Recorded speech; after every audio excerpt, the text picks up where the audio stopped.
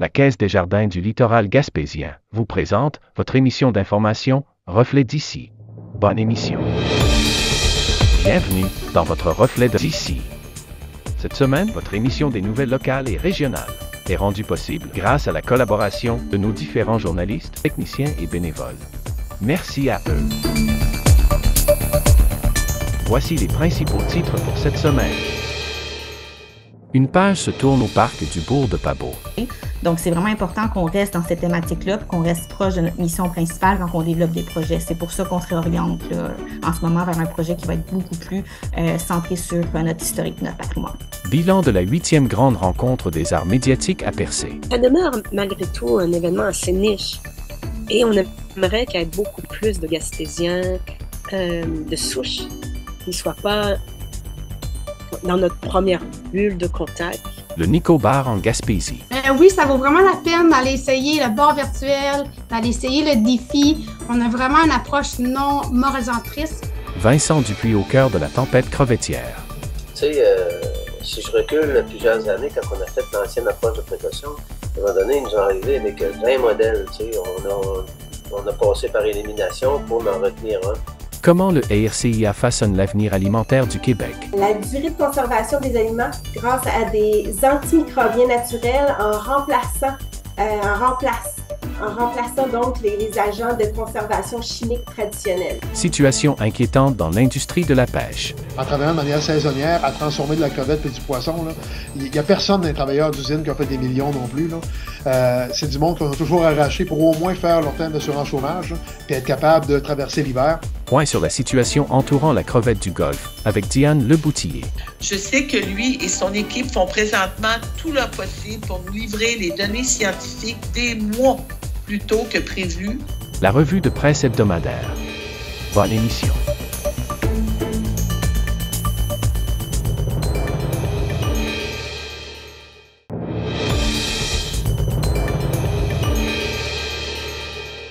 La corporation du parc du bourg de Pabot à Chandler a annoncé qu'elle ne reconduira pas l'expérience Nova Lumina en 2024 suite à une restructuration de son offre et de sa mission muséale. Nova Lumina a été un succès pendant 8 saisons estivales, attirant de nombreux visiteurs et renforçant le récréotourisme dans la région de la Gaspésie. La corporation souhaite désormais mettre l'accent sur la protection et la mise en valeur du patrimoine archéologique et historique. Un nouveau parcours d'interprétation historique remplacera Nova Lumina en 2024 dans le but de répondre aux attentes du ministère de la Culture et des Communications. Donc, effectivement, là, il y a 8 ans, en fait, en 2016, c'est sûr que les démarches ont commencé un petit peu avant 2016. C'est la Corporation de développement économique du territoire du Rocher-Percé qui a créé Nova Lumina à l'époque. En fait, c'était l'organisme qui portait le projet, qui l'a créé, qui l'a mené à terme, puis qui l'a opéré jusqu'en 2018. Une fois, en 2018, là, une fois le projet bien établi, puis stable, en fait, étant donné que les installations se trouvaient sur le territoire du parc du bourg de Pabot, à ce moment-là, il y a eu un transfert d'activité. Donc, c'est le bourg de Pabot qui a fait l'acquisition de Nova Lumina pour en assurer la gestion. Il y a eu une fusion finalement entre les deux organisations, si on veut. À ce moment-là, à partir de 2018, c'est le bourg qui a géré en fait l'activité Nova Lumina, qui l'a bonifié, puis qui s'est assuré que tout se déroule bien là, pour les années suivantes là, jusqu'à aujourd'hui en 2023. Puis comment vous avez fait pour choisir ce thème ou ce type de présentation d'expérience immersive? En fait, Nova Lumina, là, c'est comment je pourrais dire, un projet avec des droits d'auteur, si on veut, là, au niveau de Moment Factory. Donc, c'est vraiment tout Moment Factory qui a développé l'installation, le projet, la thématique, les contenus, les technologies aussi qui étaient utilisées, là. Donc, c'est pour ça qu'en tant que telle, la branche Lumina appartient à Moment Factory, alors que la gestion de l'activité et les équipements, eux, appartiennent au bourg de Pabot. D'accord. Puis est-ce que je voyais que c'était un contrat qui a été renouvelé, qu'au début c'était comme pour 5 ans. Est-ce que ça veut dire que c'est ce genre de projet a une durée de vie limitée, puis c'est voué justement à s'arrêter à un moment donné ou à changer? C'est certain que des projets d'envergure technologique comme ça, à mon avis, ont effectivement une durée limitée. C'est normal. En fait, tout projet ou toute activité a une durée limitée de vie dans le temps. Tout dépend de comment évolue le contexte dans lequel ça se trouve. Certains projets Lumina durent depuis plus longtemps. Donc, Foresta Lumina, par exemple, en sont à leur 10e année. Ils ont un contexte qui est totalement différent. Ils ont un marché de proximité qui est vraiment important. Ils sont situés à Quaticook, proche de la frontière des États-Unis, proche du Grand Bassin de Montréalais aussi. Au niveau des heures d'ensoleillement, c'est différent aussi. Puis de la période d'ouverture, l'hiver arrive plus tard en Estrie ici. Donc, c'est sûr qu'ils n'ont pas les mêmes enjeux que nous. Puis, on a certains spectacles Lumina, notamment, qui ont fermé plus tôt aussi, comme Anima Lumina au Saguenay ou encore un autre à Toronto. Donc, il y en a déjà qui se sont éteints après un laps de temps plus court, d'autres qui perdurent. Ça dépend vraiment du contexte dans lequel ça évolue, je crois. De notre côté, au niveau de Chandler, au niveau du parc du Bois-de-Pabot, un Nova Lumina, après 8 ans, aurait fait son temps. Pour nous, il est temps de se renouveler, de se repositionner, d'arriver avec quelque chose de nouveau entièrement pour les visiteurs. Puis c'est ça, les projets sont en développement actuellement, puis devraient nous amener un petit peu ailleurs, mais ça risque d'être quelque chose de très, très plaisant aussi. Il faut juste accepter que certaines choses ont une fin, puis d'autres voient le jour par la suite. Là. Donc, est-ce qu'on peut dire qu'il y a eu, au niveau des retombées économiques, sociales et même humaines avec ce projet-là, ça a été positif? Les retombées pour la municipalité de Chandler, puis aussi pour la MRC du Rocher-Percé, ont été énormes, en fait. Ça a impliqué beaucoup, beaucoup de retombées. Ça l'a mis Chandler, ça l'a positionné Chandler sur la carte récréo-touristique. Donc, Chandler qui était plus un arrêt, qui n'était pas un arrêt, qui était un endroit où est-ce qu'on passait. Maintenant, on s'y arrête. Pour dire aussi que les retombées pour les commerces, on a vu la rue commerciale se revitaliser à la suite de la création de Nova Lumina en 2016. Donc, dans les dernières années, là, c'est certain qu'en termes de retombées, pour la municipalité, ça a été important, aussi en termes d'emploi. Demeure que ces retombées-là vont demeurer avec les activités qu'on a actuellement au bout et qu'on va avoir éventuellement également. Les emplois, il n'y a aucun emploi qui va être perdu, donc les emplois vont demeurer. On va rester avec un achalandage, du moins on l'espère, important, qui va encore créer des retombées. Donc, l'objectif, c'est vraiment pas de voir quelque chose s'éteindre, c'est plutôt de se renouveler là, puis de se repositionner. Est-ce que pour ce qui va s'en venir, j'entends peut-être, je sais pas, c'est quelque chose qui peut se partager déjà, ou il y a comme un comité ou quelqu'un du monde qui réfléchit déjà à ce qui va pour donner suite à ça sur le site? Tout à fait. En fait, on développe des projets de renouvellement constamment. En fait, on est toujours en comité à penser à notre avenir et à notre futur, puis surtout à la pérennité de l'organisation. Le bourg de Pabot est là depuis 40 ans, puis on aimerait ça que ça reste encore 40 ans. Donc, il faut quand même avoir une bonne vision à long terme. On continue de développer des choses. Le projet qui va voir le jour est en développement depuis déjà quelques années. Là, on arrive en fait à la toute fin, là, on arrive au peaufinement. On est en conception, on est encore en rédaction des scénarios et tout ça. C'est une technologie qui est vraiment intéressante, qui ne sera pas invasive pour la nature. C'est l'humain qui va porter la technologie et non la nature qui va la porter. C'est une expérience qui va être diurne et nocturne. Donc, on reste dans le créneau nocturne parce qu'on croit que c'est un espace qui n'est pas occupé beaucoup présentement dans les MRC du Rocher-Percé. Les gens qui viennent ont peu d'activités à faire en soirée, donc on veut demeurer ouvert en soirée pour permettre aux gens de faire ces activités-là. Puis, la thématique va être beaucoup plus près de notre histoire en Gaspésie, de notre patrimoine local finalement, de ce qu'on va développer ici au Bourg, parce que le Bourg, ça demeure une institution muséale agréée. C'est un site archéologique classé. Donc, c'est vraiment important qu'on reste dans cette thématique-là, qu'on reste proche de notre mission principale quand on développe des projets. C'est pour ça qu'on se réoriente là, en ce moment vers un projet qui va être beaucoup plus centré sur notre historique, notre patrimoine. Et pour les gens qui nous écoutent, qui sont, on va dire, au niveau plus local, je ne sais pas si, avec le recul maintenant, quelle a été la réaction du public quand ça a ouvert, puis quelle est la réaction maintenant que ça ferme? Et c'est un peu pour comprendre un peu si toi, tu arrives à tâter le pouls un petit peu de ce qui se au niveau des gens. Les réactions, en fait, à l'ouverture et à la fermeture sont mitigées, à mon avis. À l'ouverture, l'été, parce qu'on est tout le temps, on a souvent un frein à la nouveauté. Donc, les gens ont peur de voir les choses changer ou leur paysage changer quand on installe des nouvelles activités. Donc, je suis certaine qu'à l'époque où Nova Lumina s'est installée, c'est ce qui est arrivé. J'étais pas là à l'époque, mais il devait y avoir une certaine partie de la population qui avait un frein, d'autres qui étaient très heureux de voir des choses se développer à Chandler. Les gens ont appris à vraiment apprécier l'activité à travers les années. Il y avait un gros sentiment d'appartenance et d'attachement à Nova Lumina, ce qu'on voit là, en fait, en mentionnant que ça ne sera pas renouvelé, les gens, effectivement, nous disent « Ah, c'est dommage, on aimait vraiment ça. » On a vu des gens nous dire « C'est plate, j'aurais aimé que mes enfants voient ça. » Puis ils le verront pas parce que ça va fermer avant qu'ils puissent être assez vieux pour le faire. On a des employés aussi qui étaient très, très attachés à ça, des partenaires. Donc, c'est sûr qu'on voit que les gens sont quand même tristes, ont un certain pincement de voir cette activité-là se terminer. C'est la même chose pour nous, là. C'est quelque chose qui est pas facile, jamais, là. Ça reste que c'est une activité à laquelle on était très, très attachés. Mais il y a des personnes qui sont aussi très contentes de voir qu'il y aura du renouveau, puis de voir que ça ne s'éteindra pas du jour au lendemain, puis qu'il va y avoir autre chose par la suite, en fait, qui va prendre place, là. Nous, on a une équipe ici qui est très, très motivée à voir la suite, puis à développer des beaux projets là, pour le futur, là. Bon, là, pour terminer, c'est une question peut-être un peu plus personnelle. Y a-tu dans cette expérience qui se termine, j'imagine que tu l'as vécu aussi, comme un high ou quelque chose, un kiff qui aurait, que tu voudrais nommer, quelque chose que tu appréciais particulièrement dans ce déroulement-là, dans cette possibilité d'activité-là? Ce qui était vraiment plaisant, en fait, dans Nova Lumina, là, c'est l'occasion de s'évader dans un autre monde pendant à peu près 1 heure.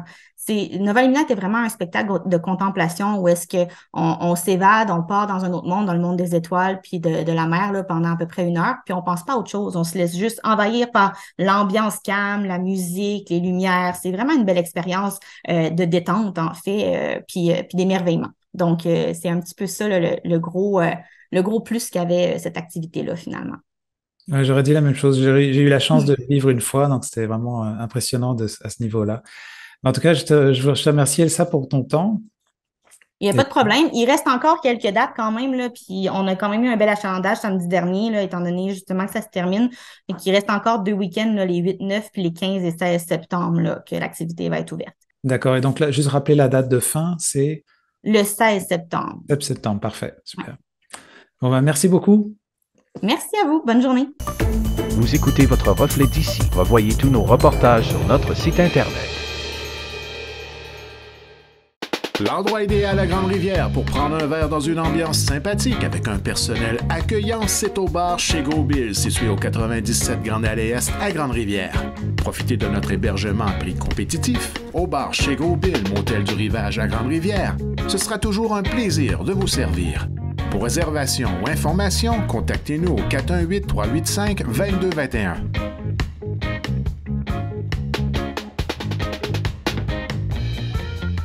Dans la MRC du Rocher-Percé, confiez la livraison de vos médicaments à vos pharmacies Uniprix. La pharmacie Uniprix, située à la place du Havre de Chandler, et la pharmacie Uniprix de Percé, située sous le CLSC, 2 succursales pour mieux vous servir. Notre équipe de professionnels vous offre des services personnalisés, sera attentive à vos besoins et toujours soucieuse de votre tranquillité d'esprit.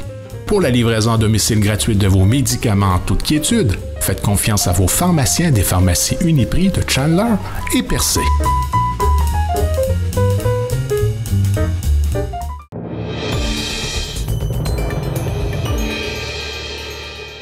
Pour sa 8e édition, la grande rencontre des arts médiatiques s'installe à nouveau à Percé, dévoilant plus de 50 œuvres, allant des courts-métrages aux installations en passant par un parcours sonore inédit au bord de la mer. Un foisonnement artistique à la croisée des nouvelles technologies et de la nature. Nous avons le plaisir d'échanger avec Esther Bourdage, la commissaire à la tête de cet ambitieux projet, pour comprendre sa vision et les enjeux de cette nouvelle édition. Du 31 août au 3 septembre a eu lieu la 8e grande rencontre des arts médiatiques en Gaspésie à Percé. Et je voulais quand même savoir, c'est quoi qui était l'inspiration pour décentraliser un festival d'art comme ça, d'art numérique, et de le situer en Gaspésie, loin des pôles urbains? Donc, ouais, c'est un travail de 8 ans. Comme vous savez, à chaque année, on se pose des questions. Comment être original, comment se démarquer. Et je pense qu'on touche il y a des années où qu'on touche des thématiques et on dit, OK, là, on va toucher la thématique de la pellicule ou de la matière. Et de fil en aiguille, on change toujours un peu de thématique. Et cette année, je voulais pas nécessairement avoir une thématique centrale, mais je voulais m'inspirer de qu'est-ce que j'ai vu ces dernières années, qu'est-ce qui est le goût du jour en art médiatique, art technologique. Et nous, la grande rencontre, bien, on veut toujours aller dans une direction conceptuelle, artistique, évidemment, toucher la région, toucher les thématiques de région. Et cette année, un des thèmes satellites, je me suis inspirée du centre d'artistes ADA-X. C'est un centre d'artistes axé sur les nouvelles technologies, vraiment axé sur les femmes et les questions sur le genre et tout. Donc, ils avaient une thématique sur le low-tech, donc la technologie lente. Donc, low-tech, slow-tech. Donc, tout ce qui est autour de cette technologie qui n'est pas rapide, mais l'opposé. Et de fil en aiguille, bon, c'est pas devenu le noyau central, mais c'est devenu une partie de mes réflexions. Et il y a plein de choses, plein de réalisateurs d'art médiatique qui s'attachent beaucoup à la nature ou bien à faire des compositions lentement. Donc, il y a tout ça qui a gravité par extension, sans être vraiment au premier degré, comme vous savez, mais vraiment étendre ce slow tech, low tech. Et même le graphiste et vidéaste qui a fait la bande-annonce de la grande rencontre, la 8e, bien, je lui ai donné des mots-clés forts. Et puis, quand vous avez pu le constater, bien, vous voyez une femme qui dort sur la plage, ensuite vous voyez un homard qui est dans un hamac et tout. Donc, il s'est vraiment inspiré de cette thématique. Je vois que vous avez beaucoup misé sur le son dans cette édition-là. Mm-hmm. Bien, le son occupe toujours une place assez importante dans les dernières grandes rencontres, puisque c'est moi qui signe la programmation depuis, disons, 4 ans. Et vu que le son, c'est une de mes spécialités, et je suis moi-même musicienne, donc il y a toujours une belle place au son. Et il y a toujours un volet in situ, soit marche sonore, parcours sonore, intervention sonore dans la grande rencontre. Donc, cette année, j'ai invité, ce collectif composé de Sandra Volny et Simon Belair. Donc, ils travaillent ensemble sous ce nom de Research. Et donc, c'est une itération qu'ils ont débuté ce projet depuis 1 an, je pense, de vraiment se concentrer sur des sources d'eau d'un lieu spécifique. Donc là, nous étions à Percé.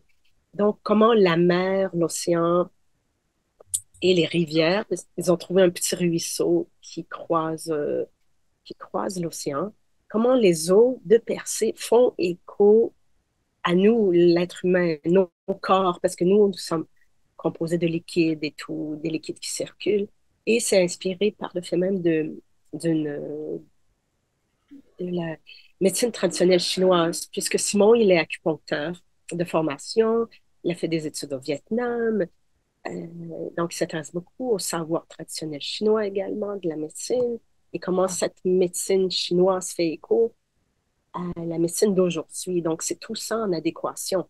Le visiteur pouvait écouter par casque d'écoute la rivière qui coulait et aussi le son de l'océan avec des microphones, des hydrophones connectés qui étaient plongés dans l'eau.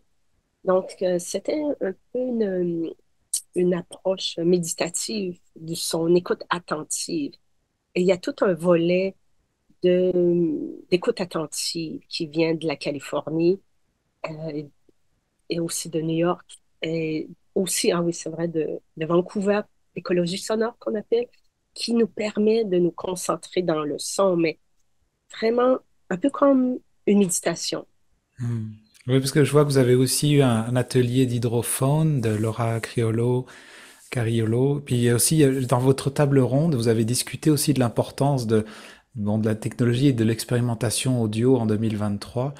Ce que je vois un peu au travers de ce qui s'est passé, vous avez vraiment donné, j'ai l'impression que vous avez donné une certaine importance au son. Est-ce que ça a un lien avec tu parlais au début de la technologie plus lente? Est-ce que c'est quelque chose qui nous permet aussi de prendre le temps quand on écoute? C'est quoi le lien que vous avez fait avec les deux? Euh, ouais, c'est sûr que le son, c'est quelque chose qui me touche beaucoup et le cinéma aussi, mais le son, c'est davantage ma spécialité. Mais c'était vraiment intéressant, cette table ronde, pour écouter différents témoignages d'artistes qui viennent de différents horizons universitaires ou formation, mais aussi de différents pays. Il y a des artistes de différentes diasporas que j'invite à chaque année et ils ont un rapport à leur art, rapport au son, qui est vraiment varié et c'est vraiment extraordinaire, quoi. Ouais. Hmm. Culturellement parlant. Là. Ouais. Il y avait dans les primeurs mondiales, justement, il y avait le court-métrage S'il vous plaît du cinéaste gaspésien Éric Lamarre. Pourquoi donc j'imagine l'avoir choisi pour le présenter en première mondiale en Gaspésie. On Oh, comprend que c'est du cinéaste qui vient quand même de la place, mais d'avoir choisi ce court-métrage. il a répondu à l'appel de films annuels. Et puis, j'ai beaucoup aimé la simplicité de parler des girouettes à l'île aux coudes. Et ça fait toujours du bien d'encourager une relève artistique, cinématographique qui vient de la région et qui présente un super film, quoi. Et qui parle de nous, Gaspésiens, du territoire, mais d'un angle totalement inattendu, les girouettes. C'est original, quoi. Puis pour terminer, j'imagine, bon là on est à 3 jours, on se parle de la fin de cet événement qui a eu lieu là. Donc là tu viens à peine de revenir chez vous, c'est ça que je comprends. Est-ce que une fois toute cette chargée de cette expérience, j'entends déjà que tu sais déjà ce que vous allez projeter peut-être en partie en tout cas pour 2024. Est-ce que tu reviens aussi nourri de certaines choses pour pouvoir placer les éléments pour l'année prochaine, ou c'est quelque chose que tu vas prendre le temps, ou bien les deux? Enfin, je voulais t'entendre un petit peu là-dessus, sur ton parcours d'inspiration là-dessus, une fois avoir terminé l'événement. Oui, puisque cette année, j'ai reçu beaucoup d'œuvres pour l'appel de dossier. J'ai pas pu tout choisir. Donc, il y a certaines œuvres que j'ai mis de côté. Je dis, OK, ce sera pour l'an prochain. Donc, déjà, j'ai une petite réserve.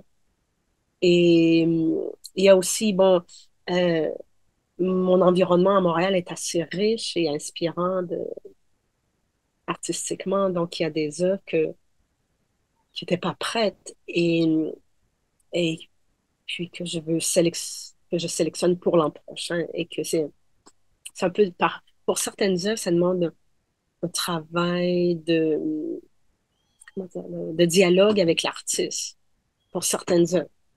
Et il y a aussi une œuvre en VR que j'ai pas pu présenter cette année puisque l'artiste a eu un bébé et puis elle préférait attendre quoi, avant de voyager avec le bébé. Donc, il y a toutes sortes d'éléments comme ça qui font en sorte que on doit réfléchir au financement et tout. Donc mieux vaut d'avoir une programmation peut-être à 40% maintenant, là, de préparer dans la tête. Parce que Puis je voulais quand même te demander comment tu as ressenti l'accueil de cette programmation cette année parmi le public, les gens. Je sais que on n'est pas forcément partout à ce moment, c'est des événements qui sont assez remplis, mais une fois l'événement passé, terminé, les échos que tu as eus et comment est-ce que, on va dire, la public gaspésien reçoit ces œuvres que tu présentes en euh, général? ça demeure malgré tout un événement assez niche. Et on aimerait qu'il y ait beaucoup plus de Gaspésiens de souche qui ne soient pas dans notre première bulle de contact, qui viennent davantage. Mais il y a de plus en plus de gens qui viennent, mais c'est un long travail de longue haleine. Donc, j'espère que cette interview en ce moment va pouvoir semer une curiosité pour l'an prochain. On aimerait qu'il y ait davantage de locaux et bon, des gens la péninsule, évidemment. C'est pas facile, c'est pas traditionnel comme événement, vraiment pas, mais on va vers les gens. On essaie de pas être trop obtus, trop hermétique. C'est vraiment accessible, je pense. Il faut se laisser aller. Vous écoutez votre reflet d'ici. Revoyez tous nos reportages sur notre site Internet. À la bijouterie Brigitte de Grande-Rivière, notre grande panoplie d'idées cadeaux pour toute la famille et notre vaste choix de bijoux pour elle et lui saura satisfaire à coup sûr l'être cher. Nous avons des produits de beauté, accessoires de décoration, montres solaires Seiko, les montres Bering au style moderne et au design innovateur, des perles et les diamants naturels de la collection Malo. Pour la qualité, les meilleures marques sur le marché, faites confiance à l'équipe de la bijouterie Brigitte de Grande-Rivière. Venez découvrir chez Sport Elite de Chandler notre vaste choix d'équipements de sport, nos vêtements pour elle et lui et notre nouvelle collection été. Nous sommes la référence en articles de sport en région et notre équipe d'experts saura vous conseiller adéquatement pour pratiquer votre sport favori. Venez nous rencontrer chez Sport Elite de Chandler. C'est toujours un plaisir de vous accueillir.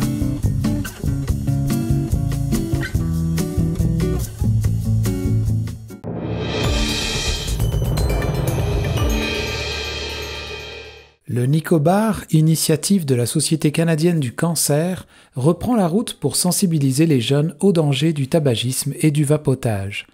Comment cette expérience immersive souhaite-t-elle éveiller la conscience des 18-24 ans face au risque de ces produits?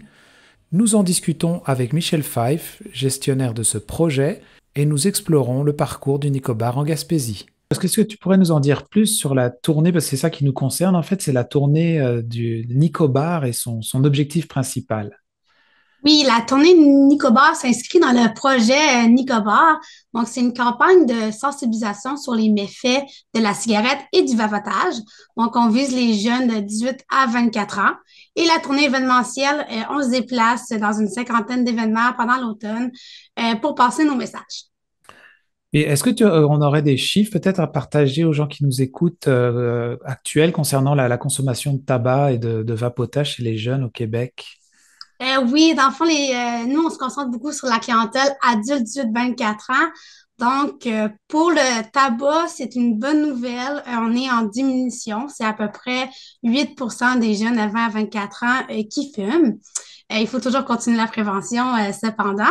Pour le vapotage, comme on sait, c'est une situation qui évolue rapidement. Donc, il y a au moins 48% des jeunes de 20 à 24 ans qui ont au moins essayé de vapoter. Ok. Parce que dans le fond, quand on est passé un peu j'allais dire, on n'est pas vraiment passé à complètement, mais de la cigarette à la technologie du vapotage, est-ce que donc ça veut dire que ça a permis à plus de jeunes de tomber dans la nicotine, ou c'est-tu quelque chose qui a permis ça?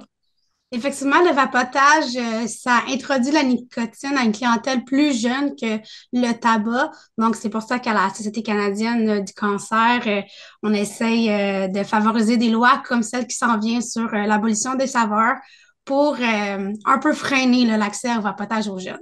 OK. Alors, est-ce qu'on pourrait parler un petit peu de l'expérience du Nicobar, cette expérience immersive? Comment est-ce que tu la décrirais?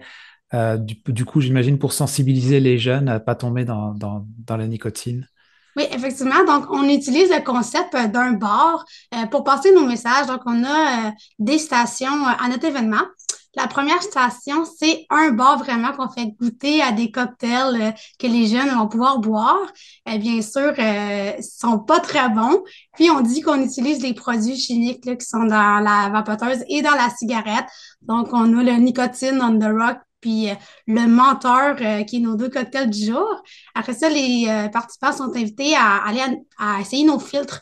Donc, on a un filtre vieillissant pour démontrer les effets prématurés du tabac et un filtre un peu humoristique pour les effets méconnus du vapotage.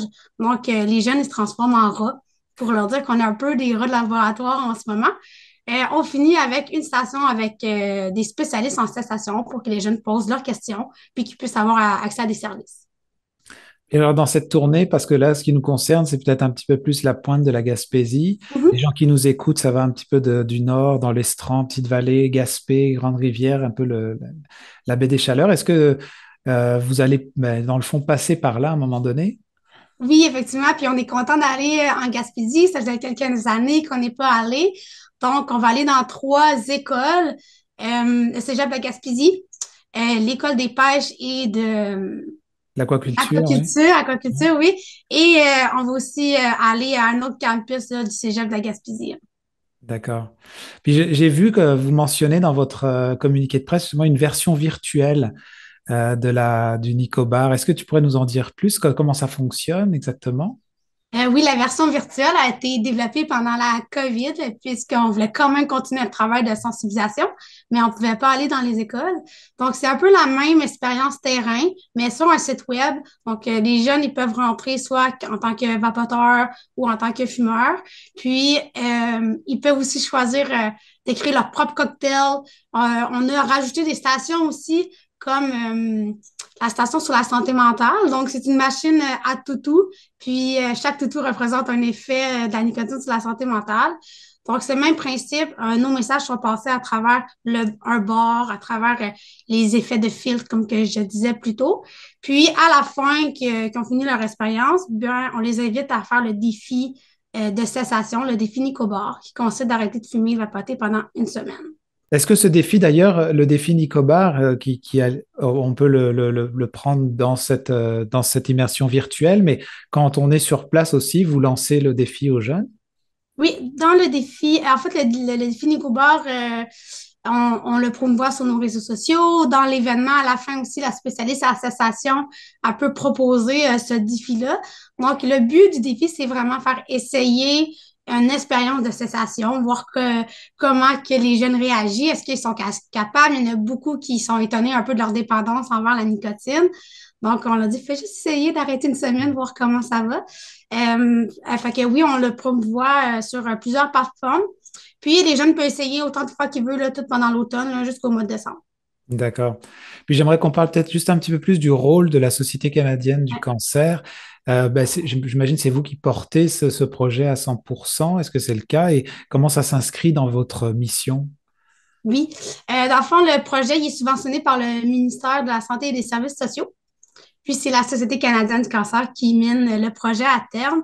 Ça s'inscrit, oui, dans notre mission de défense d'intérêt public et de prévention du cancer. Donc, on est sur 3 fronts. Donc, la recherche, le soutien aux personnes atteintes de cancer et la prévention et créer des environnements sains pour tous les Canadiens. Donc, cette campagne-là s'inscrit dans la prévention du cancer puisqu'on sait que les effets du tabac, ça peut mener à des cancers. Et pour terminer, est-ce que tu aurais un message peut-être un peu final à transmettre aux gens qui nous écoutent, que ce soit en lien avec le projet du Nicobar ou autre? Oui, ça vaut vraiment la peine d'aller essayer le bar virtuel, d'aller essayer le défi. On a vraiment une approche non moralisatrice. C'est pas conventionnel des autres campagnes de sensibilisation. C'est vraiment adapté à la clientèle. C'est interactif, c'est amusant. On a vraiment fait ça pour passer les messages, mais que les jeunes puissent se sentir respectés dans leur consommation puis dans leur situation qui sont en ce moment. Donc, c'est vraiment une campagne à aller voir. Est-ce que tu voudrais juste nous rappeler les dates exactes de ces 3 arrêts en Gaspésie, s'il te plaît? Oui, donc, le mardi le 26, dans la semaine prochaine, on est au Cégep de la Gaspésie au campus de Gaspé. Le mercredi le 27, à l'école de pêche et aquaculture. Et jeudi le 28, on va être sur le campus de Carleton-sur-Mer. Merci beaucoup, Michel, pour ces informations. Ça fait plaisir, merci. Vous écoutez votre reflet d'ici. Revoyez tous nos reportages sur notre site Internet. L'endroit idéal pour retrouver des cadeaux avec style et originalité, la bijouterie Dubé de Grande-Rivière. Découvrez notre collection exclusive Pandora qui évoque style et grand choix de configuration et notre grand choix de montres et bijoux de grande marque qui sauraient satisfaire à tout coup l'être cher. Pour des conseils judicieux, faites confiance à l'équipe de la bijouterie Dubé de Grande-Rivière. Vous êtes amateur de sport et vous recherchez l'excellence? La collection Printemps-été est arrivée chez Excellence Sport de Grande-Rivière. Venez découvrir nos articles de sport, vêtements de sport et loisirs, notre vaste choix de vêtements pour aller nuit et nos articles de chasse et de pêche sauront satisfaire le sportif qui sommeille en vous. Magasinez sur notre page Facebook ou via sportexcellence.com et passez votre commande.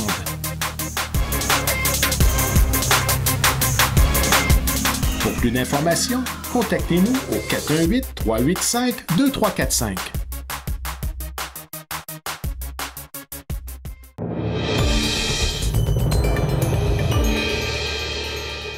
Nous avons eu l'occasion de discuter avec Vincent Dupuis, capitaine et propriétaire d'un bateau de pêche spécialisé dans la capture de crevettes.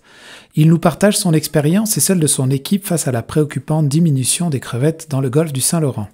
Non, là, j'ai arrêté la pêche. Okay. Moi, j'ai arrêté. Il y en a quelques-uns qui pêchent encore. On est beaucoup qui est arrêté. Puis, ce qui se passe, c'est que ça va mal. On est en train de... les scientifiques du MPO de l'IML ont fait une nouvelle approche de précaution parce que l'approche de précaution qu'on avait est supposément plus bonne. Fallait intégrer les réchauffements climatiques, puis intégrer d'autres choses, puis enlever des choses qui étaient plus bonnes. Puis qui fait qu'actuellement, tu vois, on a rencontré les scientifiques, le scientifique de l'IML la semaine passée, oui, lundi passé. Puis il nous a proposé 4 nouvelles approches de précaution pour qu'on choisisse laquelle est la meilleure pour nous autres. Là. Puis ça va se faire au comité consultatif du début novembre. D'accord. Mais là, il les a présentés à un groupe restreint. On était un groupe restreint qui préparait la nouvelle approche de précaution. Le 25 octobre, il va la présenter à ses pairs, puis il va la présenter officiellement à tous les pêcheurs au comité consultatif début novembre. Une approche de précaution, ça veut dire que c'est comme des pistes de solutions différentes que vous pouvez choisir pour pouvoir continuer ou pas, c'est ça? Non, c'est les règles de gestion de la pêche, je pourrais te dire en d'autres mots. Ah, okay. C'est avec ces règlements-là qu'on va calculer les TAC. C'est comme une méthode de calcul qui va nous dire l'année prochaine, on a quoi comme TAC total autorisé à prendre. C'est quoi qui va justifier les quotas de l'année prochaine? D'une saison à l'autre, on a toujours des règles de décision. Là. On a une approche de précaution qui nous guide, qui dit comment calculer les TAC de l'an prochain. À toutes les saisons ou aux 2 ans. Là. Dernièrement, c'est aux 2 ans. Mais on se sert de ces règles-là. Sauf que les règles ont été comme... Ça fait trop longtemps qu'ils n'ont pas été modifiées. Ils sont désuètes. On a été obligé de les modifier. Là, on avait un comité restreint qui travaillait là-dessus avec les scientifiques d'IML. Puis, on en est venu à... Puis ça marche toujours de même quand tu prépares les nouvelles règles. Parce que vous autres, toi, sur le terrain, concrètement, tu été obligé d'arrêter avant ta fin de saison? J'ai arrêté fin août parce qu'il n'y a pas assez de crevettes. Puis, le fioul est plus cher que la crevette. Puis, c'est pas rentable. Est-ce que toi, c'est quelque chose que tu voyais venir, ça, depuis déjà un bout? Ou c'est oui. Ouais. Ça fait un petit bout qu'on voit ça venir. Sauf que nous autres, les pêcheurs, on est habitués à avoir des bonnes années et des mauvaises, des hauts et des bas, on pourrait dire.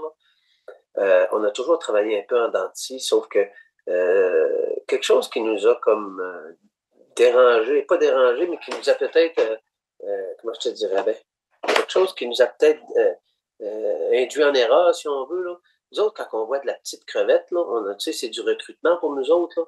Bon, du recrutement, quand il y a de la petite crevette, ça veut dire que dans 4 ans, cette crevette-là va être bonne à mettre sur le marché. Ça veut dire que s'il y a des bébés, ça veut dire que si ça va mal cette année, là, il y a des bébés, ça veut dire que ça va se replacer. Plus qu'il y a de petites, plus qu'il y a de recrutement, meilleur c'est. Sauf que les dernières années, on a eu une baisse. Ça baisse tout le temps, mais il y a tout le temps un peu de recrutement qui fait que on se dit ça va se replacer, puis bon. Mais on a tout le temps espoir, sauf que le Sébastien mange beaucoup de crevettes, puis ça a changé la donne. Quand même qu'il y avait du recrutement, tu vois, nous autres, cette année, on avait 14 500 tonnes dans le golfe à pêcher. Tu sais, tous les pêcheurs de Nouveau-Brunswick, Terre-Neuve, puis de Québec. Les scientifiques nous disent que le Sébastien mange 215 000 tonnes par année. Fait que ça te donne une idée que même si on arrête la pêche... actuellement, là, cette année, tu sais, on n'a pas pris. On prendra fin août, on avait 14 500 tonnes de prix. 4500 tonnes, excuse, sur 14. Ça fait qu'on ne prendra pas notre quota, mais par contre, le Sébastien mange beaucoup de crevettes, puis ça a biaisé, c'est ça qui a fait que ça nous est arrivé là, plus rapide que normal, puis que prévu, tu sais, si on veut. Toi, t'en attrapais aussi du sébasse, tu le voyais dans tes filets?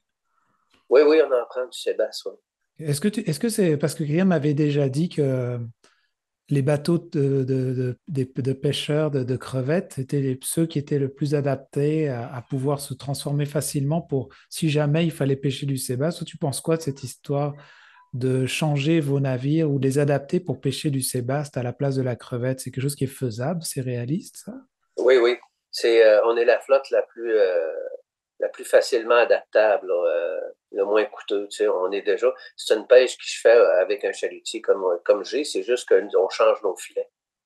On change nos filets, puis quelques petites modifications sur le pont du bateau. C'est quand même, on est la flotte la plus propice, là, si on veut. Là, ça nous coûtera moins cher que de bâtir un bateau neuf ou modifié. Puis c'est pas tous les modèles de navires qui sont adaptés pour faire de la pêche au chalut, tu sais.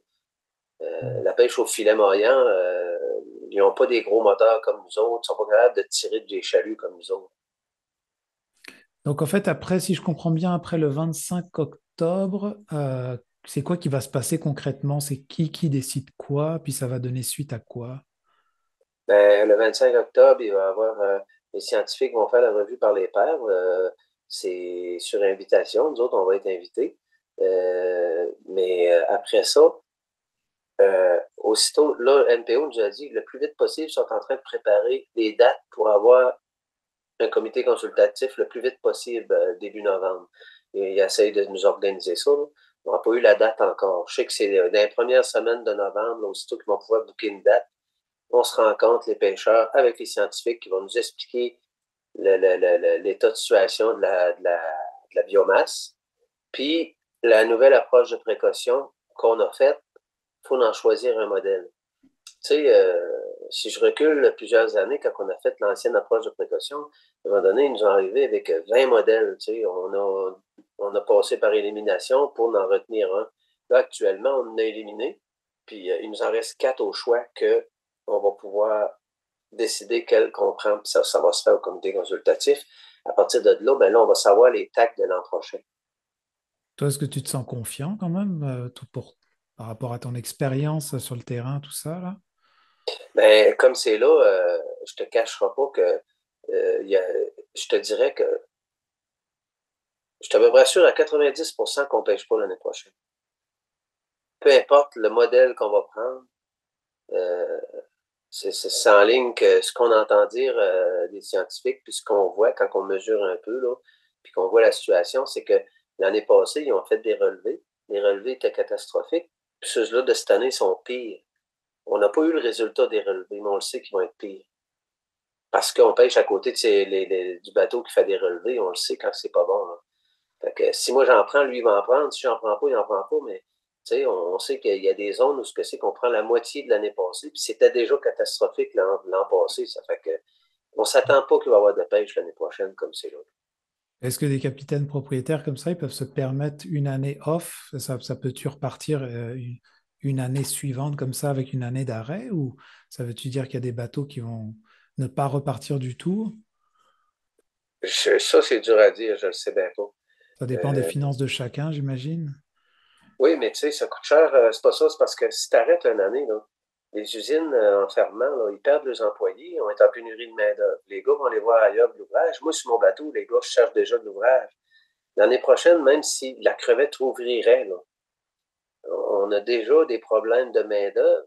Ça fait que dans une pêche instable comme ça, on va avoir de la misère à se trouver des gars pour aller à la pêche. Puis les usines vont avoir de la misère à réouvrir parce qu'ils vont avoir de la misère à trouver du monde pour travailler. Tu sais. Parce que si... c'est sûr que ils peuvent toujours coller des Mexicains comme ce qui se fait déjà actuellement, mais c'est pas évident. Là. Tu ne fermes pas de même un an, puis l'année d'ensuite, coller du monde pour redémarrer tout ça. Là. Un bateau comme le mien, là, redémarrer ça après un an arrêté, là, ça coûte une fortune parce que on travaille dans l'eau salée, tout est rouillé, faut faire un terrible d'entretien là-dessus. Vous Vous écoutez votre reflet d'ici. Revoyez tous nos reportages sur notre site Internet. Venez visiter la boutique Ariane Turbide et découvrez un univers de cadeaux à offrir à l'être cher. Notre grande gamme de choix de bijoux pour aller lui vous permettra à coup sûr de personnaliser chacun de vos cadeaux. Bijoux en or, en argent, montres et accessoires de toutes sortes et des cadeaux pour les jeunes et moins jeunes. Venez découvrir nos exclusivités en boutique.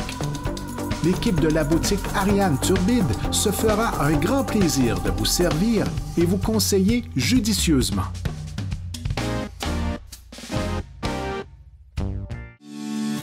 Vous recherchez l'endroit par excellence pour offrir un cadeau qui sort de l'ordinaire, la serre Petite Rosée de Cap d'Espoir.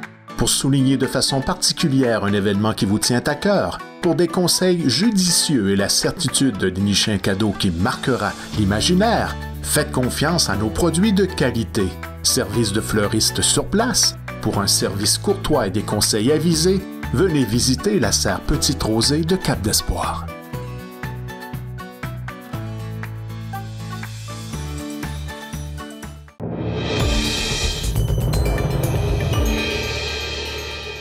Avec l'ambition de propulser le Québec au rang de chef de file mondial en innovation alimentaire, le Réseau canadien d'innovation en alimentation lance une communauté spéciale pour les entrepreneurs québécois. Qu'apporte cette initiative aux entreprises de la belle province? Nous en parlons avec Julie Daigle, directrice régionale de l'innovation du Réseau canadien d'innovation en alimentation pour le Québec. Bonjour, d'abord merci pour l'invitation. Le RCIA, le Réseau canadien d'innovation en alimentation, on supporte l'innovation de l'industrie alimentaire canadienne en facilitant entre autres la collaboration. Ce qu'on fait, c'est qu'on aide les entreprises alimentaires à développer des nouveaux partenariats, à accéder à du financement pour développer leurs activités, puis ultimement créer de nouveaux emplois. C'est une jeune organisation qui a été créée en 2021, mais on compte déjà plus de 3500 membres à travers le Canada, puis ici au Québec, on est rendu autour de 450 membres. On souhaite soutenir plus d'innovateurs québécois et les aider à développer les entreprises. J'aimerais souligner que tous les gens qui font partie de l'industrie alimentaire peuvent adhérer, devenir membres du RCIA, y compris évidemment les transformateurs alimentaires, mais aussi les détaillants, les distributeurs, les transporteurs, les chercheurs, les entreprises technologiques, les bailleurs de fonds. Et de la petite entreprise, ici je parle des jeunes pousses ou des startups, aux grandes entreprises.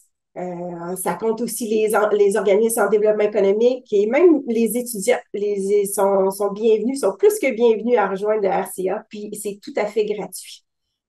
C'est ça, parce que quand on parle d'alimentation, c'est quand même assez vaste. J'imagine que c'est assez vaste. Là, vous avez nommé quelques exemples de types de membres qui pourraient adhérer à ça. Puis, j'imagine que c'est une forme de réseautage. Ça sert. Pourquoi c'est intéressant pour eux, dans le fond, d'adhérer à cet organisme de RCIA?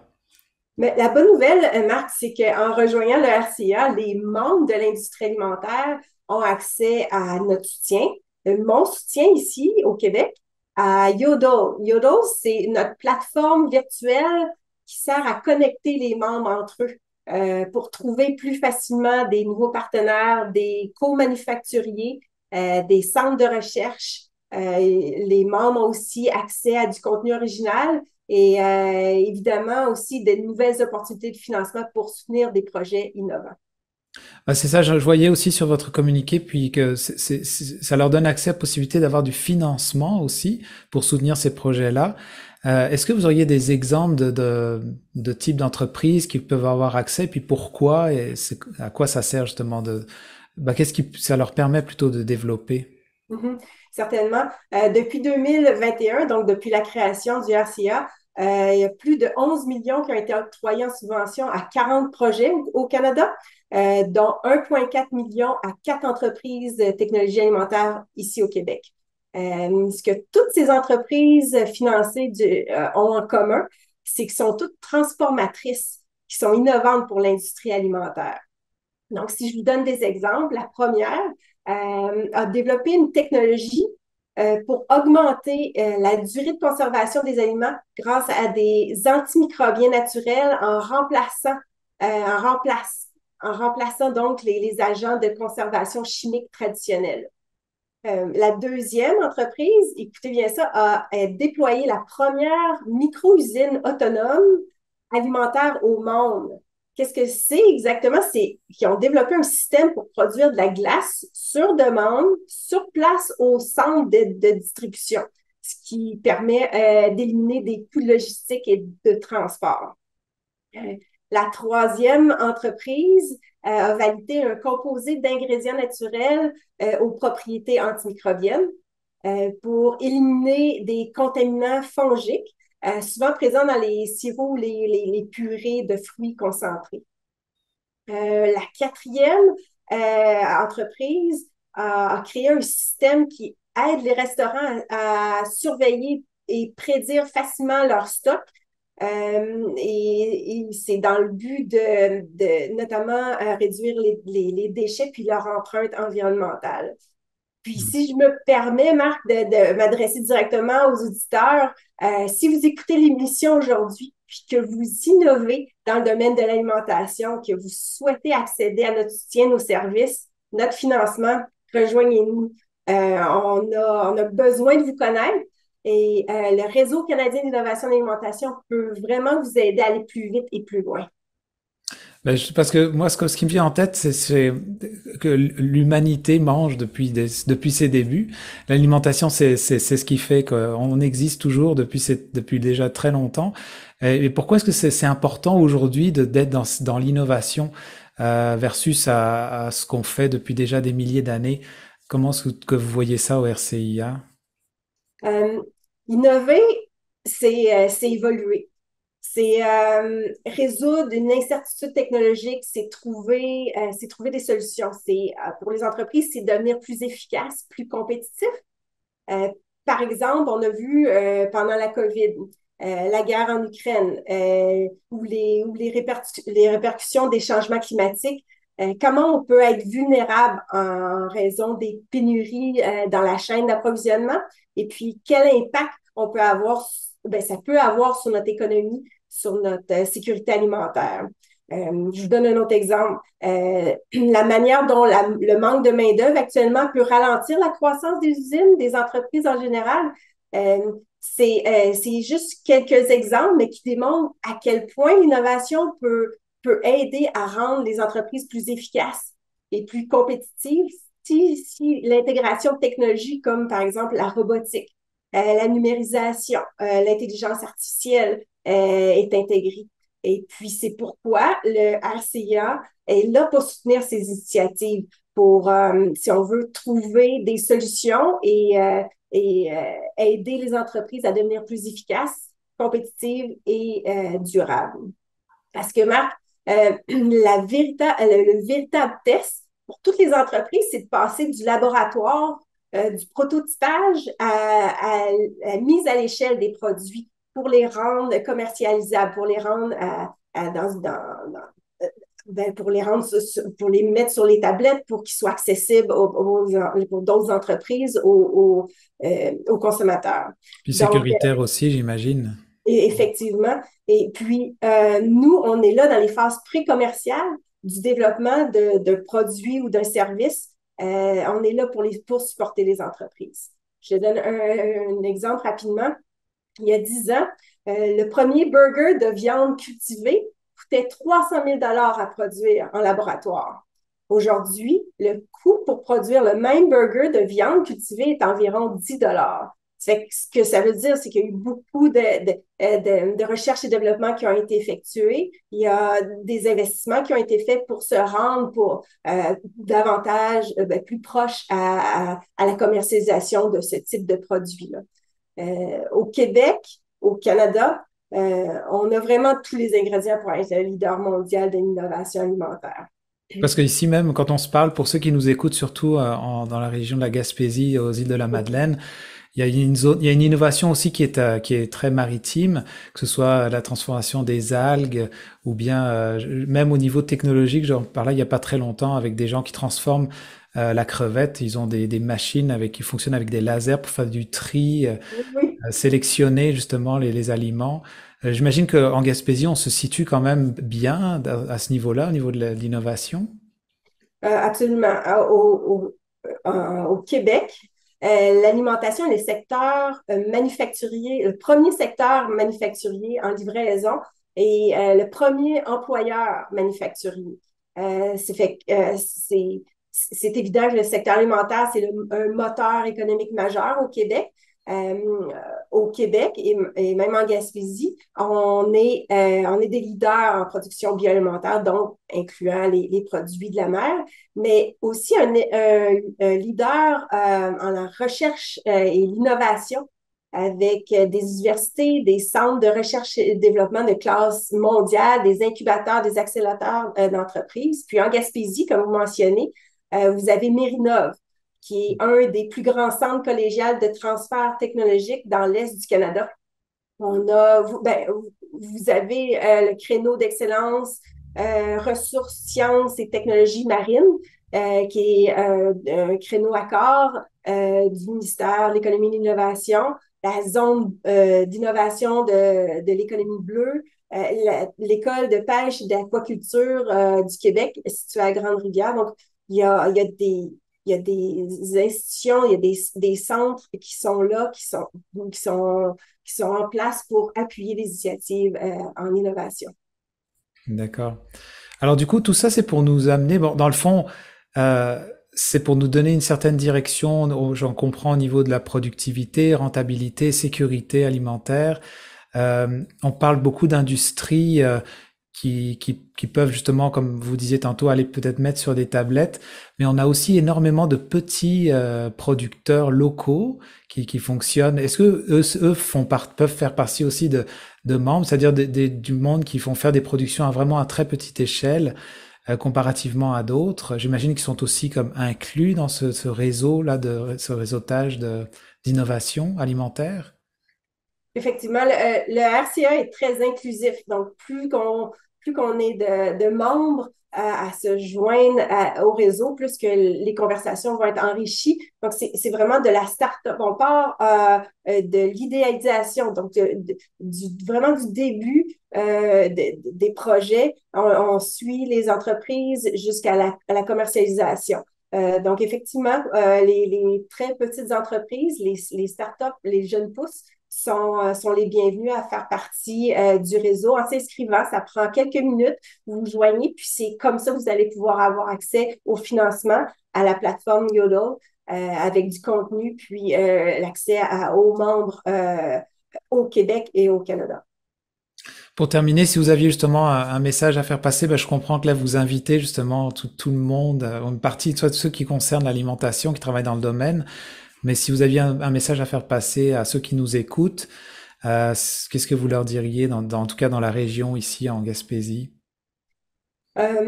Ouvrez-vous au Québec, au Canada. Avec la technologie, vous pouvez écrire, vous pouvez communiquer en français. Et puis tous ceux au Canada qui désirent vous lire en anglais vont vous lire en anglais. C'est pas plus compliqué que ça, puisque avec la technologie, nos systèmes traduisent, fait que vous n'avez pas à changer de langue. Ça fait que ça serait une des premières recommandations ou un point que j'aimerais souligner. Les gens sont très généreux dans notre industrie. Les gens veulent collaborer, participer, aider. Fait que je vous invite à faire partie du réseau puis voir comment vous pourrez être enrichi à partir même de l'idée. Il n'y a pas de mauvaises idées, il y a juste des idées dans lesquelles on peut développer puis faire avancer, puis on est là pour le faire avec vous. Vous écoutez votre reflet d'ici. Revoyez tous nos reportages sur notre site Internet. Besoin de faire votre entretien de véhicule à un prix qui défie toute concurrence? Rendez-vous au dépanneur chez Mario de Sainte-Thérèse de Gaspé. Notre mécanicien d'expérience saura répondre à tous vos besoins. Pour un service courtois lors de votre plein d'essence, dépanneur chez Mario, c'est l'endroit par excellence. Que ce soit pour l'épicerie, la bière, le vin ou le lavage de votre auto, au dépanneur chez Mario, on prend soin de vous.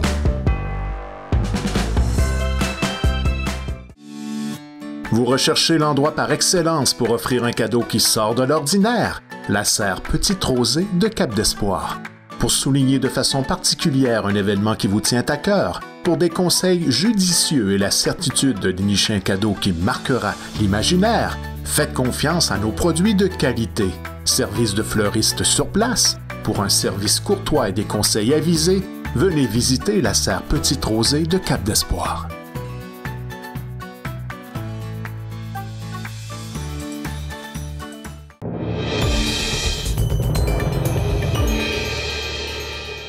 L'industrie de la pêche gaspésienne traverse une période tumultueuse, notamment pour la crevette.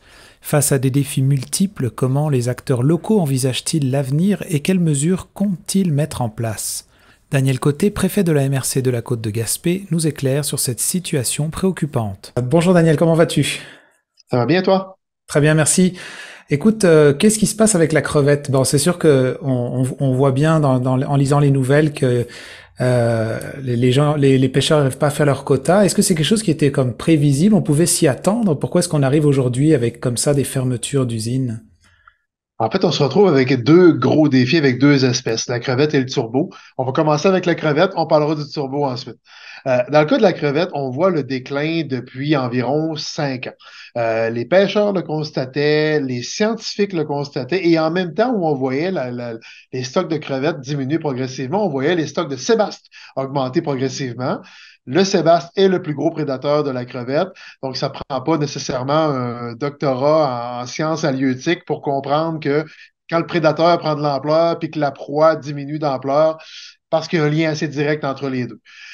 Ceci dit, il n'y a pas eu d'ouverture de quota de pêche au sébaste. La raison principale évoquée par Pêche et Océan était la grosseur du poisson, qui n'était pas rendu à sa grandeur mature, selon les scientifiques. Sauf qu'il y a un constat qui se dégage ces dernières années, c'est que le sébaste semble avoir pas mal fini de croître. De toute manière, il n'y a pratiquement plus rien dans son garde-manger. On le voit, les pêcheurs prennent pratiquement plus de crevettes parce qu'il n'y a plus rien dans le garde-manger du sébaste non plus. Donc, le sébaste a atteint une certaine grosseur. Il n'est pas énorme. Par contre, il est commercialisable. Il y en a disponible en poissonnerie ici. J'en ai fait la dégustation et c'est un excellent poisson. Donc, il faut développer le marché maintenant. Parce que c'est anormal qu'on ne retrouve pas de sébaste dans nos assiettes, dans les restaurants québécois, dans les poissonneries québécoises, dans les épiceries québécoises, alors qu'on retrouve l'espèce de tilapia ou des espèces de entre guillemets, cochonneries comme ça, parce qu'à côté du sébaste, c'est vraiment de la boîte, là, du tilapia, là, mais, ou d'autres trucs du genre. Bref, on a ce type de poisson-là qui nous provient d'élevage d'Amérique du Sud ou des trucs du genre. Ça, c'est disponible. Ça, on peut retrouver ça. Mais notre bon poisson québécois, le sébaste en particulier, n'est pas présent dans les épiceries, dans les restaurants, sauf ici autour de Gaspé et aux îles de la Madeleine où on en trouve un petit peu. À part de ça, ça n'existe pas dans nos tables. Bref, il faut développer ce marché-là pour rendre ce poisson-là commercialisable, pour qu'il puisse se débloquer des quotas de pêche au sébaste. Et ainsi, si on sort le sébaste du golfe, ben, pas le sortir au complet, mais si on enlève du sébaste du golfe dans la pêche, ça devrait donner un coup de pouce pour rétablir les stocks de crevettes. Encore là, je ne suis pas scientifique, mais je ne suis pas niaiseux à temps plein non plus. Donc, c'est de même que je pense qu'on doit faire une forme d'équilibrage de la nature, parce que là, la nature d'elle-même, évidemment, c'est déséquilibré, là, ça saute aux yeux. Fait que pour la crevette, c'est un peu ça le constat. Maintenant, c'est quoi les répercussions?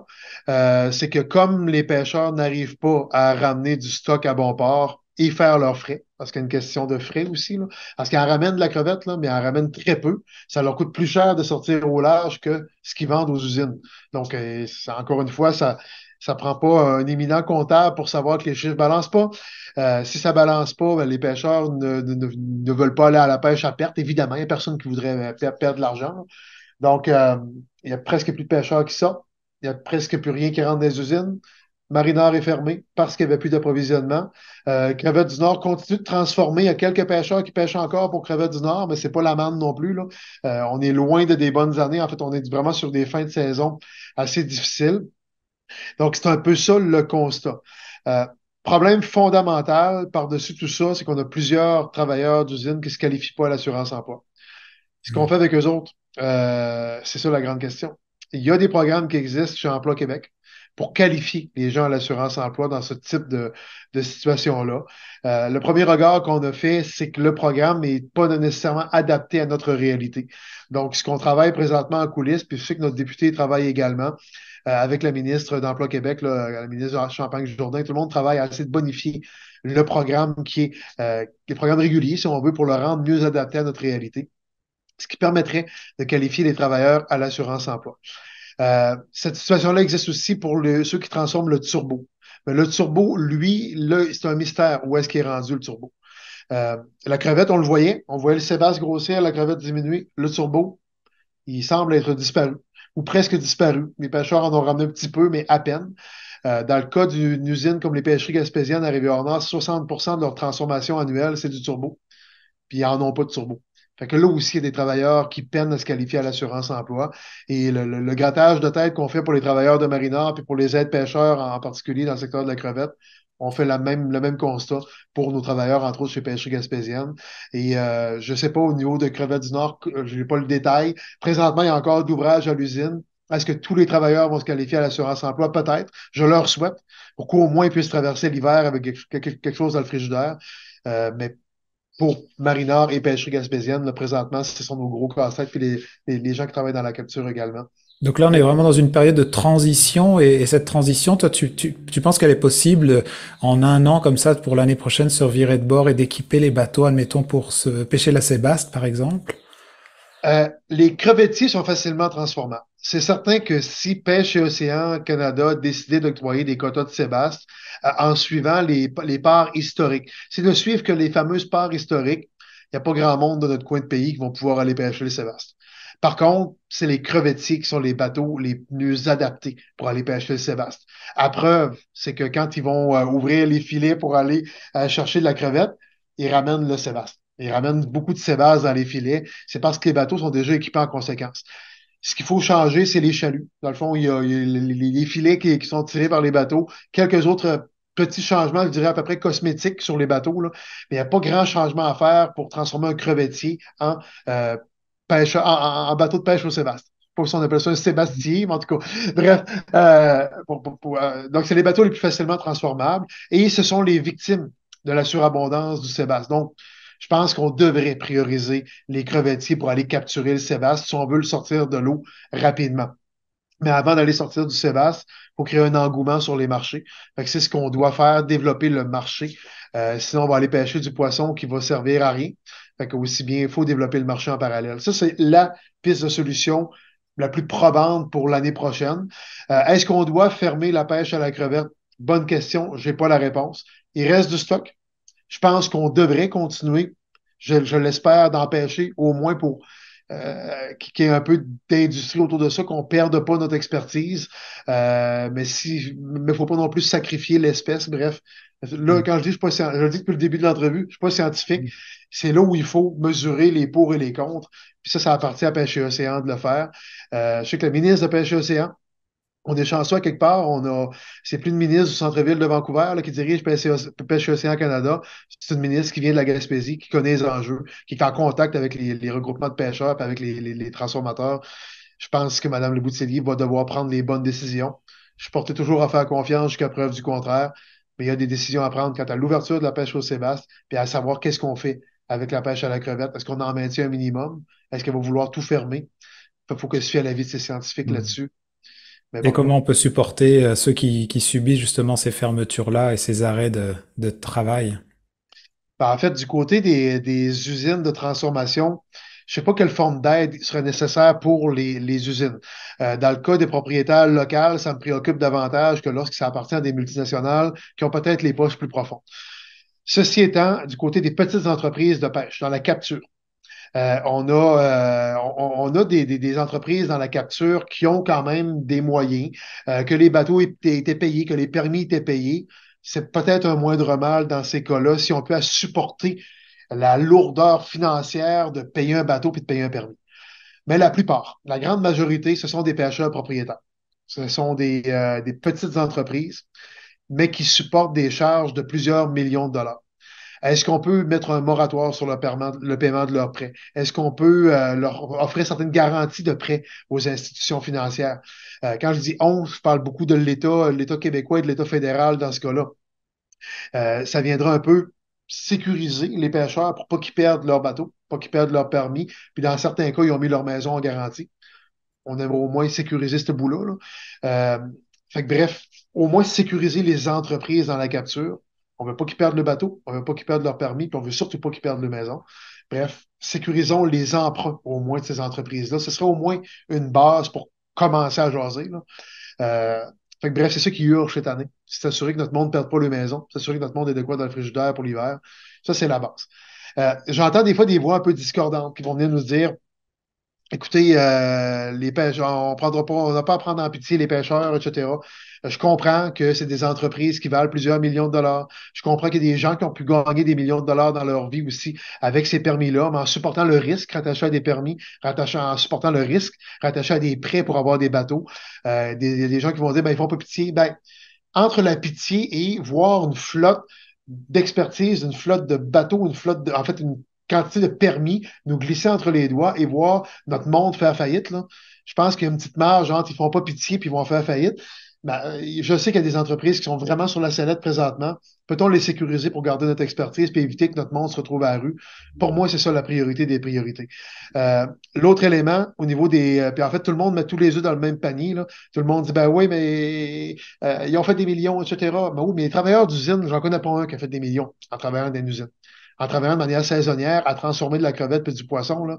Il n'y a personne dans les travailleurs d'usine qui a fait des millions non plus. Là. C'est du monde qu'on a toujours arraché pour au moins faire leur terme d'assurance chômage, puis être capable de traverser l'hiver. Bref, puis ça, c'est la grande quantité de monde. Je pense qu'il faut le faire attention également. Il y a encore du monde qui vont dire ouais, mais on est en pénurie de main-d'œuvre. Mais c'est pas tous les travailleurs dans nos usines de transformation du poisson et de la crevette qui sont capables de se requalifier demain matin, puis d'aller travailler dans une usine de pales d'éoliennes ou d'aller travailler dans un restaurant ou dans un hôtel ou quoi que ce soit. Là. C'est pas tout ce monde-là qui est qualifiable vers d'autres jobs. Là. Il y en a plusieurs là-dedans qui ont 60, 62, 64 ans. Là. Est-ce que demain matin, on les retourne sur les bancs d'école pour aller réapprendre un autre job alors que ça fait 45 ans qu'ils font la même affaire? C'est pas si facile que ça. Là. Quand tu es théoricien assis sur un banc d'école, peut-être que tu penses que tu vas prendre un travailleur d'une usine X, puis tu vas l'envoyer dans une usine Y ou dans un autre job. Mais c'est pas si simple que ça de requalifier tout ce monde-là. Il y en a qui se requalifient, il y en a qui ont l'énergie, il y en a qui ont la capacité d'aller travailler ailleurs. Mais c'est pas le cas de tout le monde.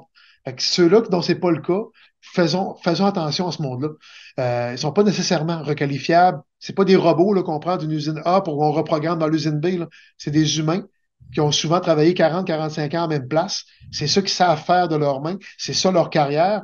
Les délocaliser, c'est pas si simple que ça. Puis en parallèle, si on perd cette expertise-là, qu'est-ce qu'on va faire dans nos usines de transformation de poissons et de fruits de mer l'année prochaine si on n'a plus ces experts-là parce qu'ils se sont rendus qu'ils travaillent complètement ailleurs? Qu'est-ce qu'on fait avec ces usines-là? On les ferme? On envoie notre produit se faire transformer où? À Terre-Neuve? En Europe? En Russie? Qu'est-ce qu'on fait avec nos produits qu'on va vouloir pêcher? Il faut garder cette expertise-là aussi. Bref, avis aux gens qui nagent dans la théorie là-dessus. Attention, là, sur le plancher des vaches, il y a une petite différence entre la réalité concrète puis la théorie rattachée à on prend un travailleur pour l'envoyer ailleurs. Bref, je tenais à faire cette mise au point-là en même temps. Puis, en fait, une entrevue de fond me permet de le faire, mais des codes de 15 secondes à la radio ne me permettent jamais de faire ces subtilités-là. Donc, merci. Alors, c'est ça qu'on aime. Oui.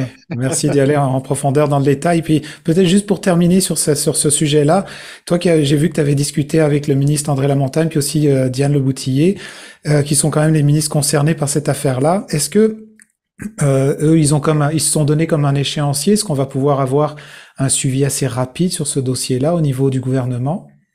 On s'est tous entendu que la priorité des priorités, c'est qu'il n'y a personne qui meurt de faim demain matin. Là. Donc, que tout le monde ait au moins un strict minimum comme revenu. Donc, présentement, la priorité absolue avec notre député Stéphane Sainte-Croix, avec la ministre Champagne-Jourdain, avec le ministre André Lamontagne, tout le monde focus sur les programmes d'emploi Québec. C'est là où il faut faire de l'ajustement. C'est là où nos équipes de la Ville et de la MRC travaillent également avec Emploi Québec pour au moins sécuriser ce petit bout-là qui est l'urgence, la grande des urgences. L'autre élément qui est travaillé avec le MAPAC, c'est de sécuriser aussi les entreprises de la capture. Par la garantie de prêt ou ces trucs-là, ça se travaille du côté du MAPAC également. Pour tout le reste, tout le monde se met au diapason, mais tout le monde se met en mode qu'est-ce qu'on fait pour la suite des choses? Est-ce qu'on tombe dans un fonds de diversification économique le temps qu'on traverse la tempête? On le sait qu'il n'y aura pas de rétablissement des stocks de crevettes, puis probablement pas de turbo non plus l'année prochaine. Le turbo est plus mystérieux, là, mais la crevette, on le sait qu'il n'y aura pas de rétablissement des stocks l'année prochaine, qu'on ne retombera pas en mode production à tout vent. On le sait qu'on a pour des années en période creuse de ce côté-là. Est-ce qu'on travaille avec des fonds de diversification économique? Ce serait peut-être une bonne façon de travailler ça. Ça, j'en ai parlé avec le ministre Skeet, qui est le ministre délégué à l'économie à Québec. Bref, on se met en mode recherche de solutions sur le plus long terme. Mais avant de travailler sur le plus long terme, il faut d'abord sécuriser notre monde. C'est ce qu'André Lamontagne, comme ministre de l'Agriculture, Pêcherie et Alimentation, est d'accord avec ça. Le ministre Skeet est d'accord avec ça. La ministre Champagne-Jourdain est d'accord avec ça. Notre ministre régional, Maïté Blanchette-Vézina, est d'accord avec ça. Notre député travaille à fond avec son équipe également. Donc, tout le monde est autour du diapason dans ce sens. Vous écoutez votre reflet d'ici. Revoyez tous nos reportages sur notre site Internet. Poissonnerie Le Lièvre et Le Moyant, là où la fraîcheur est synonyme de qualité. Pour un choix impressionnant de poissons et fruits de mer, rendez-vous chez Le Lièvre et Le Moyant de Sainte-Thérèse de Gaspé. Nos employés seront vos conseillers pour préparer des repas terre et mer qui resteront gravés dans la mémoire de vos invités. Pour le service, l'expérience et la fraîcheur garantie, venez nous voir à la poissonnerie Le Lièvre et Le Moyant, au 52 des Vigneaux à Sainte-Thérèse de Gaspé, 418-385-3310. Vous recherchez une expérience d'hébergement en Gaspésie alliant un site exceptionnel avec la découverte d'un menu culinaire du terroir gaspésien? C'est ce que vous offre le motel Fraiseur de Chandler et le restaurant Le Sieur de Pabot. Utilisez notre borne automatisée lors de votre séjour, réservez une table, découvrez notre menu ou commandez votre repas directement sur notre site web. Pour un séjour inoubliable, le motel Fraiseur, un incontournable en Gaspésie.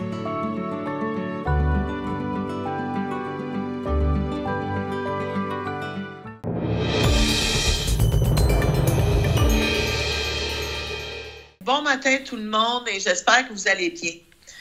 Tout d'abord, je tiens à vous dire que je trouve important comme ministre des Pêches, mais aussi comme député fédéral, de continuer de vous donner régulièrement de l'information puis sur l'état de situation entourant la pêche à la crevette. Je vous dire qu'il n'y a pas un matin où je me lève sans penser à nos travailleurs d'usine, à nos pêcheurs puis à leurs familles qui dépendent de cette industrie. Je sais qu'actuellement, ils vivent des moments difficiles, mais je veux les rassurer. Ils sont au cœur de tout ce que je fais ces jours-ci. Je veux aussi souligner la présence de M. Sylvain Vézina qui est avec nous ce matin. Sylvain est directeur de Pêche et Océan Canada pour le Québec et je peux vous dire qu'il joue un rôle plus qu'essentiel dans la gestion de cette situation. Je sais que lui et son équipe font présentement tout leur possible pour nous livrer les données scientifiques des mois plus tôt que prévu cette année. Des données qui seront essentielles pour la suite des choses. Tout d'abord, comme j'ai dit il y a 2 semaines, on est fermement en mode solution. Et je peux vous assurer que derrière les projecteurs, il y a un important travail qui se déroule en ce moment même. Seulement dans la dernière semaine, j'ai été en contact constant avec mes collègues à travers le gouvernement fédéral, entre autres le ministre Randy Boissonneau, responsable de l'assurance-emploi, et Soraya Ferrada-Martinez, nouvelle ministre responsable de Développement économique Canada. J'étais en contact avec le maire de Gaspé, Daniel Côté, dont je tiens à saluer les excellentes initiatives qu'il a mis en place pour aider son monde. La direction de Marinard, les représentants des syndicats des travailleurs et j'en passe. Aujourd'hui, je voulais aussi vous annoncer que je me rendrai à Montréal en fin de semaine pour aller rencontrer mon homologue québécois, le ministre André Lamontagne, pour une première rencontre depuis ma nomination comme ministre des Pêches. Et soyez assurés que le sujet prendra toute la place. J'ai également prévu m'entretenir dimanche avec son adjoint gouvernemental et député de Gaspé, Stéphane Sainte-Croix. Bref, le travail se poursuit sans relâche à tous les paliers de gouvernement et tous ensemble, on se retrousse les manches puis on ne lâchera pas le morceau pour notre monde. En terminant, je vais mettre mon chapeau d'ancienne intervenante sociale et prendre le temps d'inviter tous ceux et celles qui pourraient vivre de l'angoisse ou de l'anxiété face à cette situation, de ne pas hésiter à faire le 811 option 2. Des intervenants du service infosocial sont là pour vous soutenir et pour vous rediriger vers les bonnes ressources. Soyez votre meilleur ami. Merci à tous et je suis maintenant prête à répondre à vos questions. Oui, merci. Donc, vous dites que vous allez rencontrer le ministre Lamontagne en fin de semaine. Qu'est-ce que vous espérez qui sorte de ces rencontres-là? Est-ce qu'on pourrait s'attendre à... Est-ce que vous avez une idée de quand vous allez prendre une décision pour la crevette, par exemple? Tout ça, là, est-ce que vous pouvez aller un petit peu en détail? Je sais que vous avez dit plus tôt, vous espérez avoir des résultats plus tôt, mais est-ce que vous avez une idée quand même de quand vous allez pouvoir faire une annonce officielle là, là-dessus? Bien, écoutez, pour moi, c'est important là, de rencontrer le ministre Lamontagne. Le ministre Lamontagne est le ministre responsable du MAPAC. Donc, dans son portfolio, il a aussi le secteur des pêches avec les industriels de la transformation.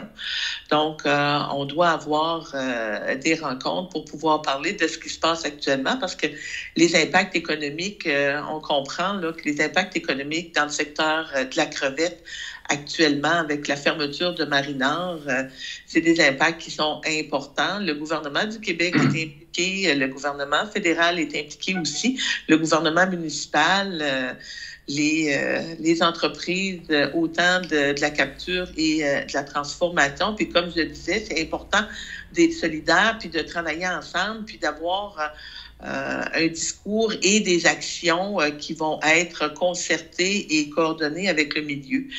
Donc, ça, pour moi, là, c'est d'où le but là, de la rencontre. L'autre chose aussi, comme on l'a mentionné, il y a une étude qui se fait actuellement au niveau de la crevette du Golfe.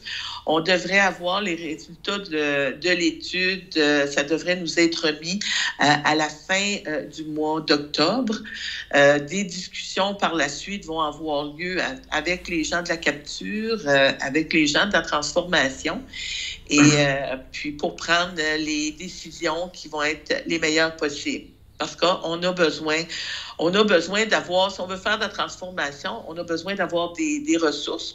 Et je pourrais peut-être laisser au niveau technique M. Vizina qui peut vous répondre là, au niveau du dépôt là, des études qui vont se faire à la fin octobre. Oui, merci Madame la ministre. C'est ça. Donc, dans le fond, en fait, c'est la revue par les pairs là, qui va se faire à la fin octobre. Puis dans cette revue par les pairs-là, dans le fond, c'est qu'on revoit un peu le modèle là, pour être capable de voir dans quelle mesure c'est quoi l'état du stock, puis c'est quoi la prise de capture qui pourrait être possible en termes de prélèvement projeté. Donc, puis on fait ça à la fin octobre parce que c'est basé sur les données les plus récentes. Puis on a fait un relevé scientifique là, qui a été complété il y a environ 2 semaines.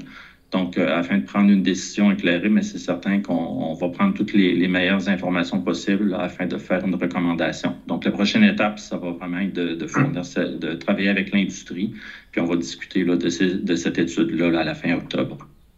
Par rapport à M. Vézina, je ne sais pas s'il peut nous répondre un petit peu au niveau là, de la ressource comme telle, de la façon dont on analyse ça. Ça veut dire qu'on fait des échantillons. Vous avez déjà fait durant la saison de pêche pour en arriver au résultat. Comment on procède? Bien, c'est ça. Avec les navires de la garde côtière, on fait des relevés scientifiques. Là. Donc, c'est un relevé qui est fait là, pour multi-espèces pour voir un peu tout ce qui se passe dans le Saint-Laurent et dans le Golfe. Donc, on part de cette information-là pour être capable d'évaluer la biomasse, là, la quantité de poissons, de crevettes dans ce cas-ci. Puis, l'approche de précaution, qu'est-ce que ça fait? Bien, c'est que dans le fond, on développe un modèle, puis en fonction du stock de poissons qui est disponible, bien, on détermine un pourcentage qu'on pourrait prendre sans affecter la ressource. Donc, dans l'ensemble, c'est la façon là, qu'on fonctionne. Puis là, vous avez déjà une idée là, de ce que je comprends, là, des résultats? Pour l'instant, on n'a pas encore d'idée. Nos scientifiques sont en train là, de récolter. Une fois que les données sont accumulées, bien, il faut s'assurer là, de la cohérence des données, qu'il n'y a pas d'erreur, des choses comme ça. Après ça, on les met dans le modèle, puis après ça, on travaille. Là. Donc, il y a du travail qui se fait là, en comité, C'est un comité là, qui inclut à la fois les sciences, des membres de l'industrie puis des membres de la province, puis sont sous le couvert de la confidentialité là, pour s'assurer que les travaux progressent bien.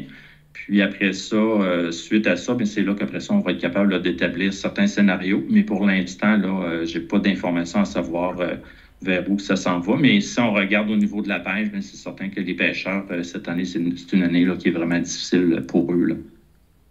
Parfait. Madame Le Boutillier. On attend avec impatience, évidemment, les résultats de cette étude-là. Mais est-ce on prépare déjà le terrain de votre côté? Si on a une baisse de quota, donc comment on va réagir? Ce sera quoi la solution? Au pire, s'il y a une fermeture, on fait quoi? Est-ce que déjà, vous avez commencé à regarder les pistes de solutions, sûrement? Bien, écoutez, ça va combien? Oui, ce qui s'est fait là, au cours, comme je disais, au cours des 2 dernières semaines, pardon, ça a vraiment été là, des rencontres avec le milieu, comme je disais, autant le milieu de la capture que de la transformation. Puis, ce qu'on s'est dit, c'est qu'on était vraiment, actuellement, on est dans une période de transition et tout le secteur des pêches, actuellement, avec les réchauffements climatiques, puis on le voit au niveau des océans, l'eau est plus chaude au niveau du Golfe. Les pêcheurs me l'ont dit. On dit, Diane, il n'y a pas eu de caplan qui a roulé cette année. On le voit avec le maquereau, on le voit avec le hareng, on le voit avec le turbo, qu'on appelle aussi flétan du Groenland. Il y a des inquiétudes dans le milieu des pêches et plus que jamais, on a besoin de travailler de concert, tout le monde ensemble, avec les scientifiques pour justement pouvoir avoir des données.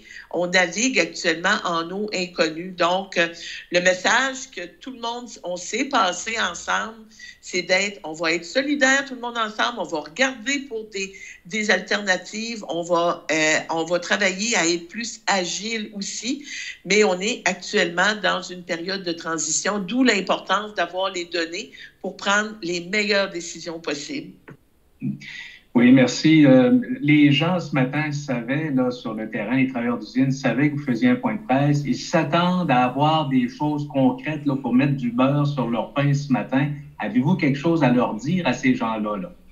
Bien, écoutez, moi, j'ai eu des discussions cette semaine avec les gens du syndicat de l'usine de Rivière-au-Nord. Comme j'ai mentionné, j'ai parlé avec Daniel Côté, le maire de Gaspé. Je rencontre le ministre de la Montagne. J'ai aussi eu des rencontres avec mes homologues, le ministre Boissonneau. Et j'ai même cette semaine, parce que je vous dis, moi, aussitôt qu'il y a une opportunité, je les saisis toutes. Et j'ai même cette semaine pu en informer aussi le premier ministre. Donc, le travail se fait. Ce que je demande aux gens, c'est d'être patient, mais tout le monde, on est ensemble pour trouver des solutions, pour regarder aussi avec mes collègues, parce que ce qui se vit ici dans le milieu se vit aussi dans la côte Est. Autant au Nouveau-Brunswick, autant à Terre-Neuve. C'est pour ça l'importance de travailler avec les gens du milieu, avec les associations, les syndicats, les organisations. Puis vous savez, depuis 2015, là, moi, ma marque de commerce, c'est la proximité avec le terrain. Puis je peux vous dire qu'à tous les jours, il y a des gens du terrain qui sont en contact avec moi. Ça fait que je suis très bien ce qui se passe.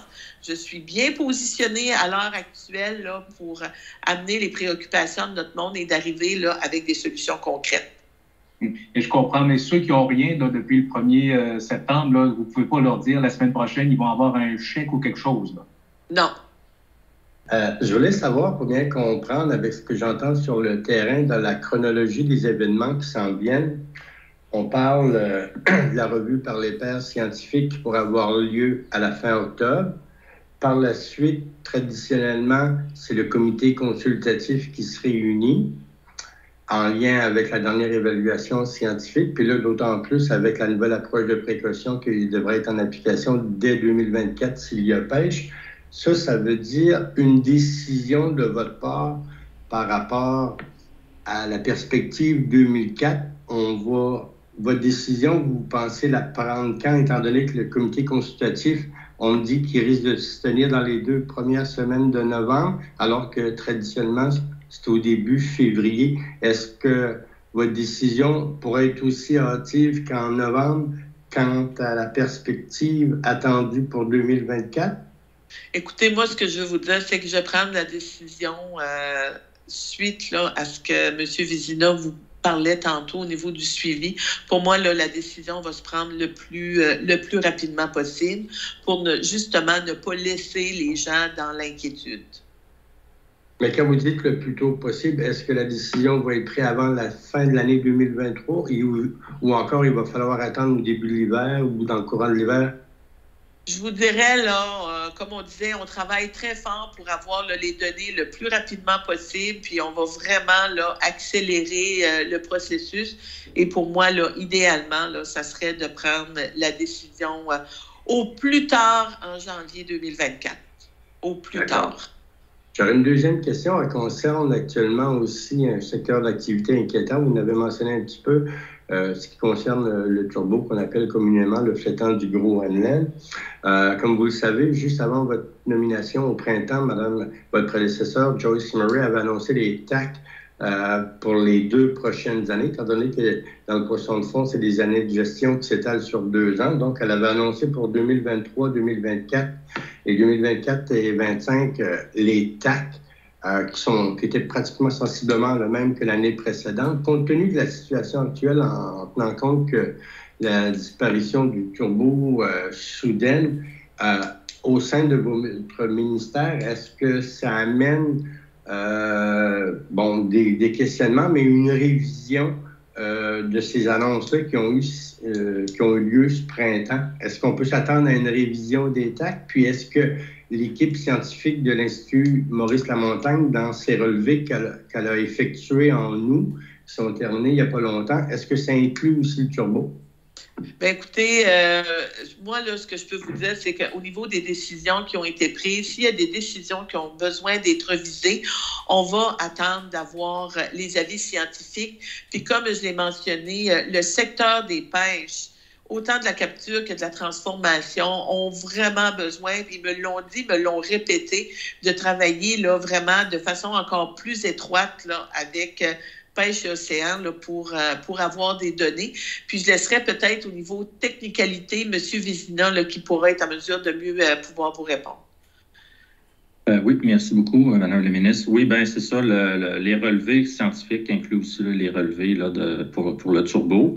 La pêche n'est pas encore terminée, donc on va attendre là, aussi de compléter la saison de pêche pour pouvoir l'analyser justement là, toutes les données puis de voir après ça qu'est-ce qui va arriver. Ça va être dans le courant de l'hiver là, qu'on va pouvoir vous revenir là-dessus. Mais les données là, de cette saison-ci, on va en prendre connaissance puis ça va être bien analysé là, parce que c'était une situation qui était un peu surprenante pour tout le monde. Là.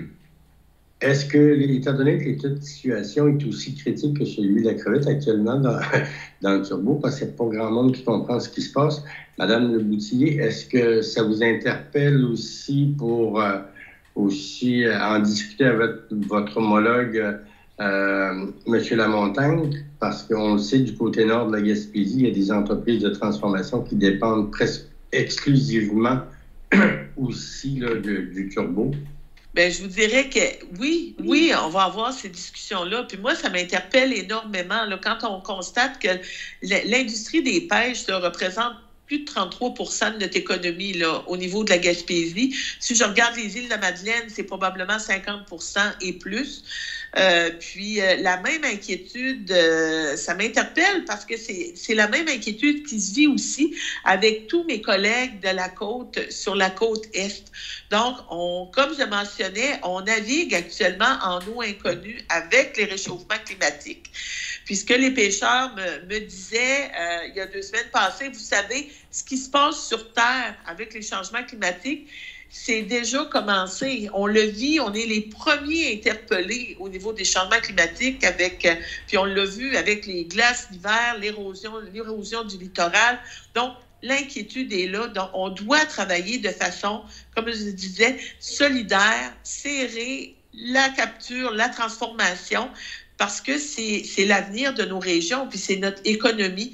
Et même les secteurs des pêches qui se portent bien sont aussi inquiets de ce qui se passe. Donc, c'est généralisé. On a besoin d'avoir des données, puis on a besoin de travailler avec les scientifiques pour vraiment là, puis coordonner nos actions. La Haute-Gaspésie compte 2 entreprises de transformation de poissons de fond qui transforment 40% du flétan du Groenland pêché au Québec dû au manque d'approvisionnement du flétan du Groenland. Cuisimé, Incorporé et Poissonnerie Blanchette vivent actuellement une crise et sont fragilisés. Suite à leur demande d'aide qu'ils vous ont fait parvenir le 21 août dernier, quel est le support que votre gouvernement compte offrir à ces entreprises et leurs travailleurs?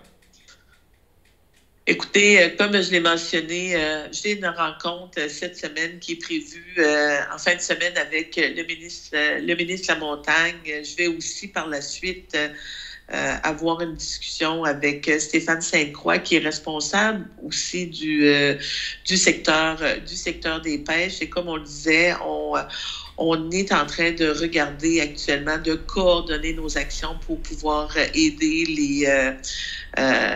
les gens qui travaillent, là, les employés d'usine, les gens qui travaillent là, dans le secteur des pêches. Donc, on va vous tenir, comme je disais, c'est important pour moi d'avoir les rencontres, de vous tenir au courant là, de ce qui se passe, un petit peu de ce qui s'en vient, mais lorsqu'on aura là, des actions plus précises là, à vous donner, on va pouvoir vous mettre au courant. Mais sachez qu'on est là, on travaille avec le milieu à vraiment coordonner nos actions et faire en sorte que tout le monde ensemble, là, on pousse dans la même direction pour notre secteur des pêches qui est si important pour moi comme députée, qui est si important économiquement pour mon comté, mais aussi comme ministre des Pêches qui est important là, pour l'ensemble du Canada.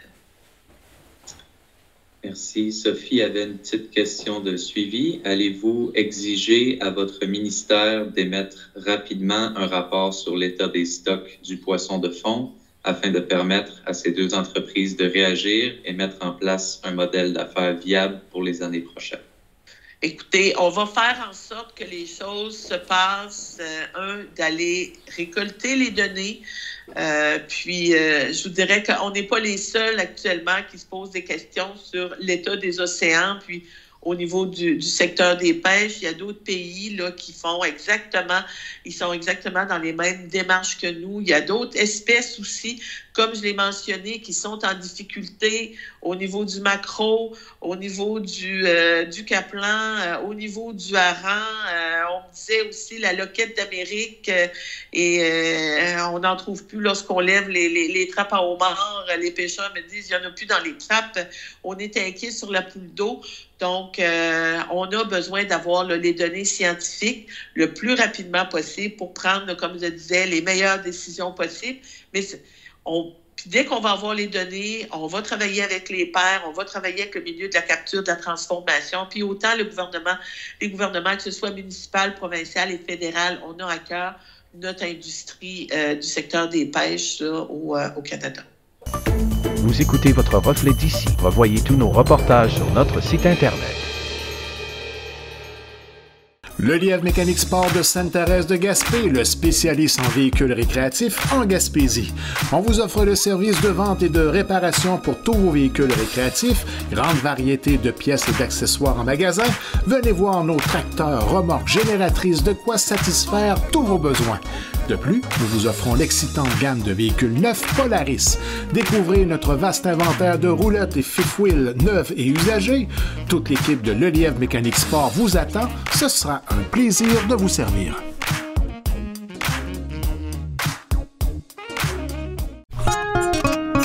Marché Richelieu de Cap-d'Espoir, l'endroit où faire son épicerie devient un plaisir à découvrir et à partager. Venez déguster nos produits du terroir gaspésien et nos spécialités cuisinées ici même, la cuisine de notre chef Nicolas. Que ce soit pour le prêt-à-manger ou un dessert fait maison, pour des produits frais, de la bonne bière gaspésienne ou simplement pour le plein d'essence, rendez-vous au marché Nicolas de Cap-d'Espoir.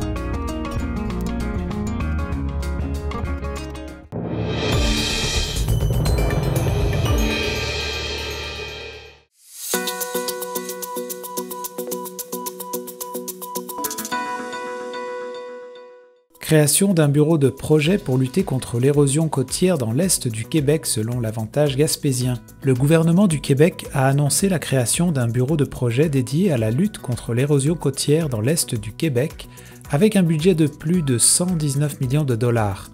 Ce bureau collaborera avec les municipalités pour mettre en place des actions prioritaires, assurer la coordination des acteurs locaux et établir une stratégie face aux enjeux de l'érosion et de la submersion côtière.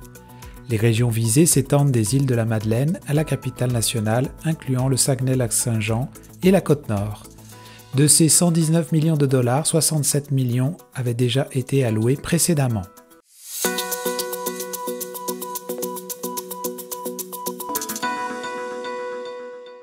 Record de pluie battue cet été dans l'est du Québec selon l'Avantage gaspésien. L'été en Gaspésie et au Bas-Saint-Laurent a été marqué par des records de pluie. Selon le météorologiste Patrick Duplessis de Météo Média, la pointe gaspésienne a enregistré sa plus grande quantité de pluie estivale depuis 1980 avec 540 mm à Gaspé, soit presque le double de la normale saisonnière. Au Bas-Saint-Laurent, bien que l'été ait été gris, les précipitations ont été légèrement inférieures. Cette abondance de pluie est due à des systèmes météorologiques se déplaçant lentement et aux eaux de l'Atlantique qui étaient plus chaudes que la normale par environ 5 degrés. Cette température élevée a augmenté l'évaporation, éliminant davantage les dépressions. Duplessis note également une tendance sur les 30 dernières années où l'été semble se prolonger dans les premières semaines de l'automne.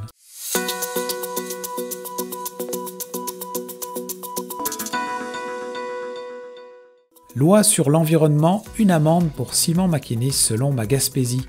Ciment Maquinis doit payer 11 802 $ pour avoir enfreint la loi sur la qualité de l'environnement. Le manquement date du 2 avril 2021 à Port-Daniel Gascon.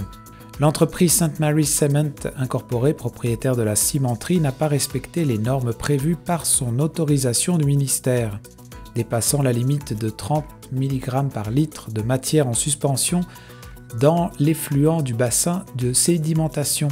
Cette infraction a entraîné une amende de 7 500 $ plus des frais de contribution totalisant 4 302 $.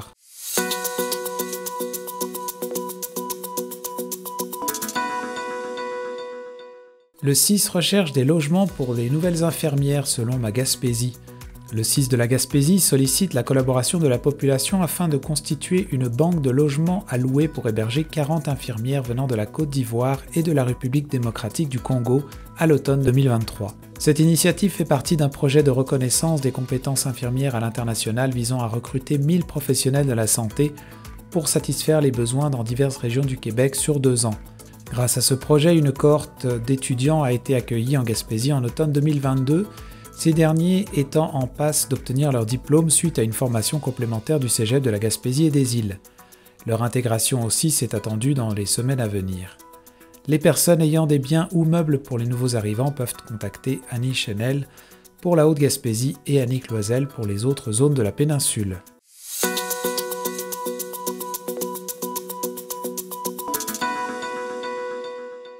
Le phénomène de l'itinérance en Gaspésie selon Radio Gaspésie. L'itinérance, bien que souvent associée aux grands centres urbains, touche également des régions comme Gaspé. De nombreux itinérants quittent des villes comme Montréal pour d'autres municipalités québécoises. L'accueil Blanche Goulet à Gaspé indique que parmi sa clientèle, 75% proviennent de la côte de Gaspé et 25% de l'extérieur. Bien que Gaspé soit moins touché que d'autres régions comme l'Abitibi-Témiscamingue, le phénomène reste préoccupant. Le maire Daniel Côté souligne que l'itinérance peut prendre plusieurs visages et appelle le gouvernement à soutenir davantage les organismes venant en aide aux personnes en situation d'itinérance. Il participera également à un sommet de l'Union des municipalités du Québec cherchant des solutions pour cette problématique croissante.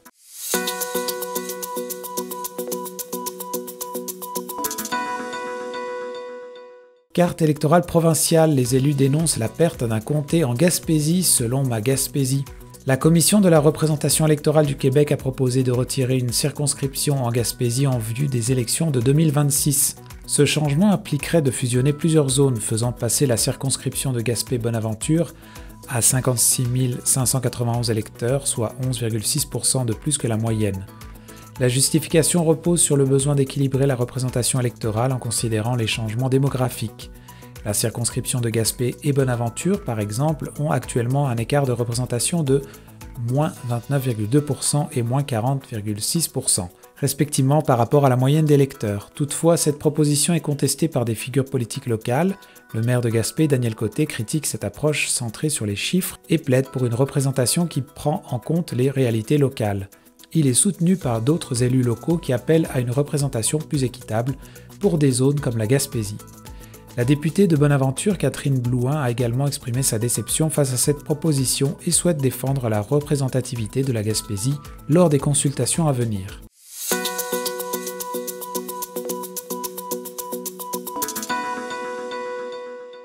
Des solutions pour venir en aide aux travailleurs des pêches en Gaspésie selon Radio Gaspésie. Le 19 septembre dernier, une centaine de travailleurs de l'industrie des pêches se sont réunis au centre Elias Dufresne de Rivière-Ornard pour une rencontre d'information sur la crise actuelle du secteur. L'événement organisé par la ville de Gaspé et la MRC de la Côte de Gaspé visait à fournir un état des lieux, à discuter des actions déjà entreprises et à informer sur les services disponibles pour les travailleurs.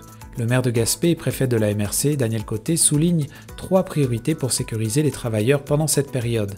Le besoin de qualifier pour des prestations pendant l'hiver, le besoin de sécuriser les prêts pour les bateaux à pêche et le besoin de savoir s'il y aura de la pêche au printemps.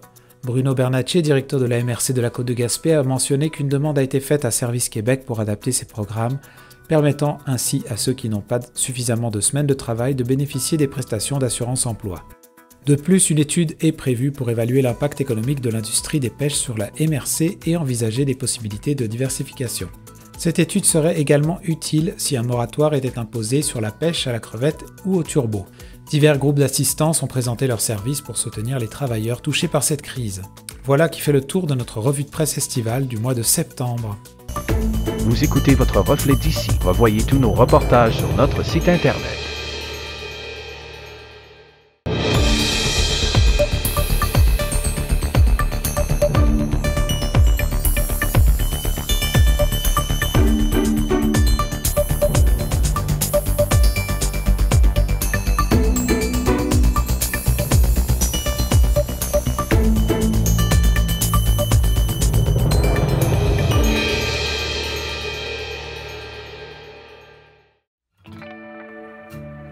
Les jardins fleuris de Cap d'Espoir et Pabeau, l'endroit idéal pour découvrir l'univers des fleurs et du potager. Engrais de toutes sortes disponibles, contenant et tout le nécessaire pour réussir sa récolte ou son aménagement paysager. Découvrez notre nouveau site internet, lesjardinsfleuris.ca, et visitez notre page Facebook pour connaître nos heures et jours d'ouverture. La qualité, la variété, les conseils judicieux, c'est au 14-16 route 132 Cap d'Espoir et au 14 route Hamilton-Pabeau que vous trouverez satisfaction. Marché Guy des Bois de Sainte-Thérèse de Gaspé, le marché d'alimentation où on trouve de tout pour toutes les occasions. Du prêt-à-manger en passant par le comptoir de viande et les fruits et légumes, nos spécialistes en alimentation sauront vous satisfaire. Notre succursale SAQ vous offre une vaste variété de vins et spiritueux et de la bière à prix imbattable. Nous sommes associés à la bannière Shell et nous vendons des articles de toutes sortes pour satisfaire tous vos besoins. Venez nous voir, notre équipe se fera un plaisir de vous servir et ce avec professionnalisme et courtoisie. Marché Guy des Bois, un incontournable à Sainte-Thérèse de Gaspé.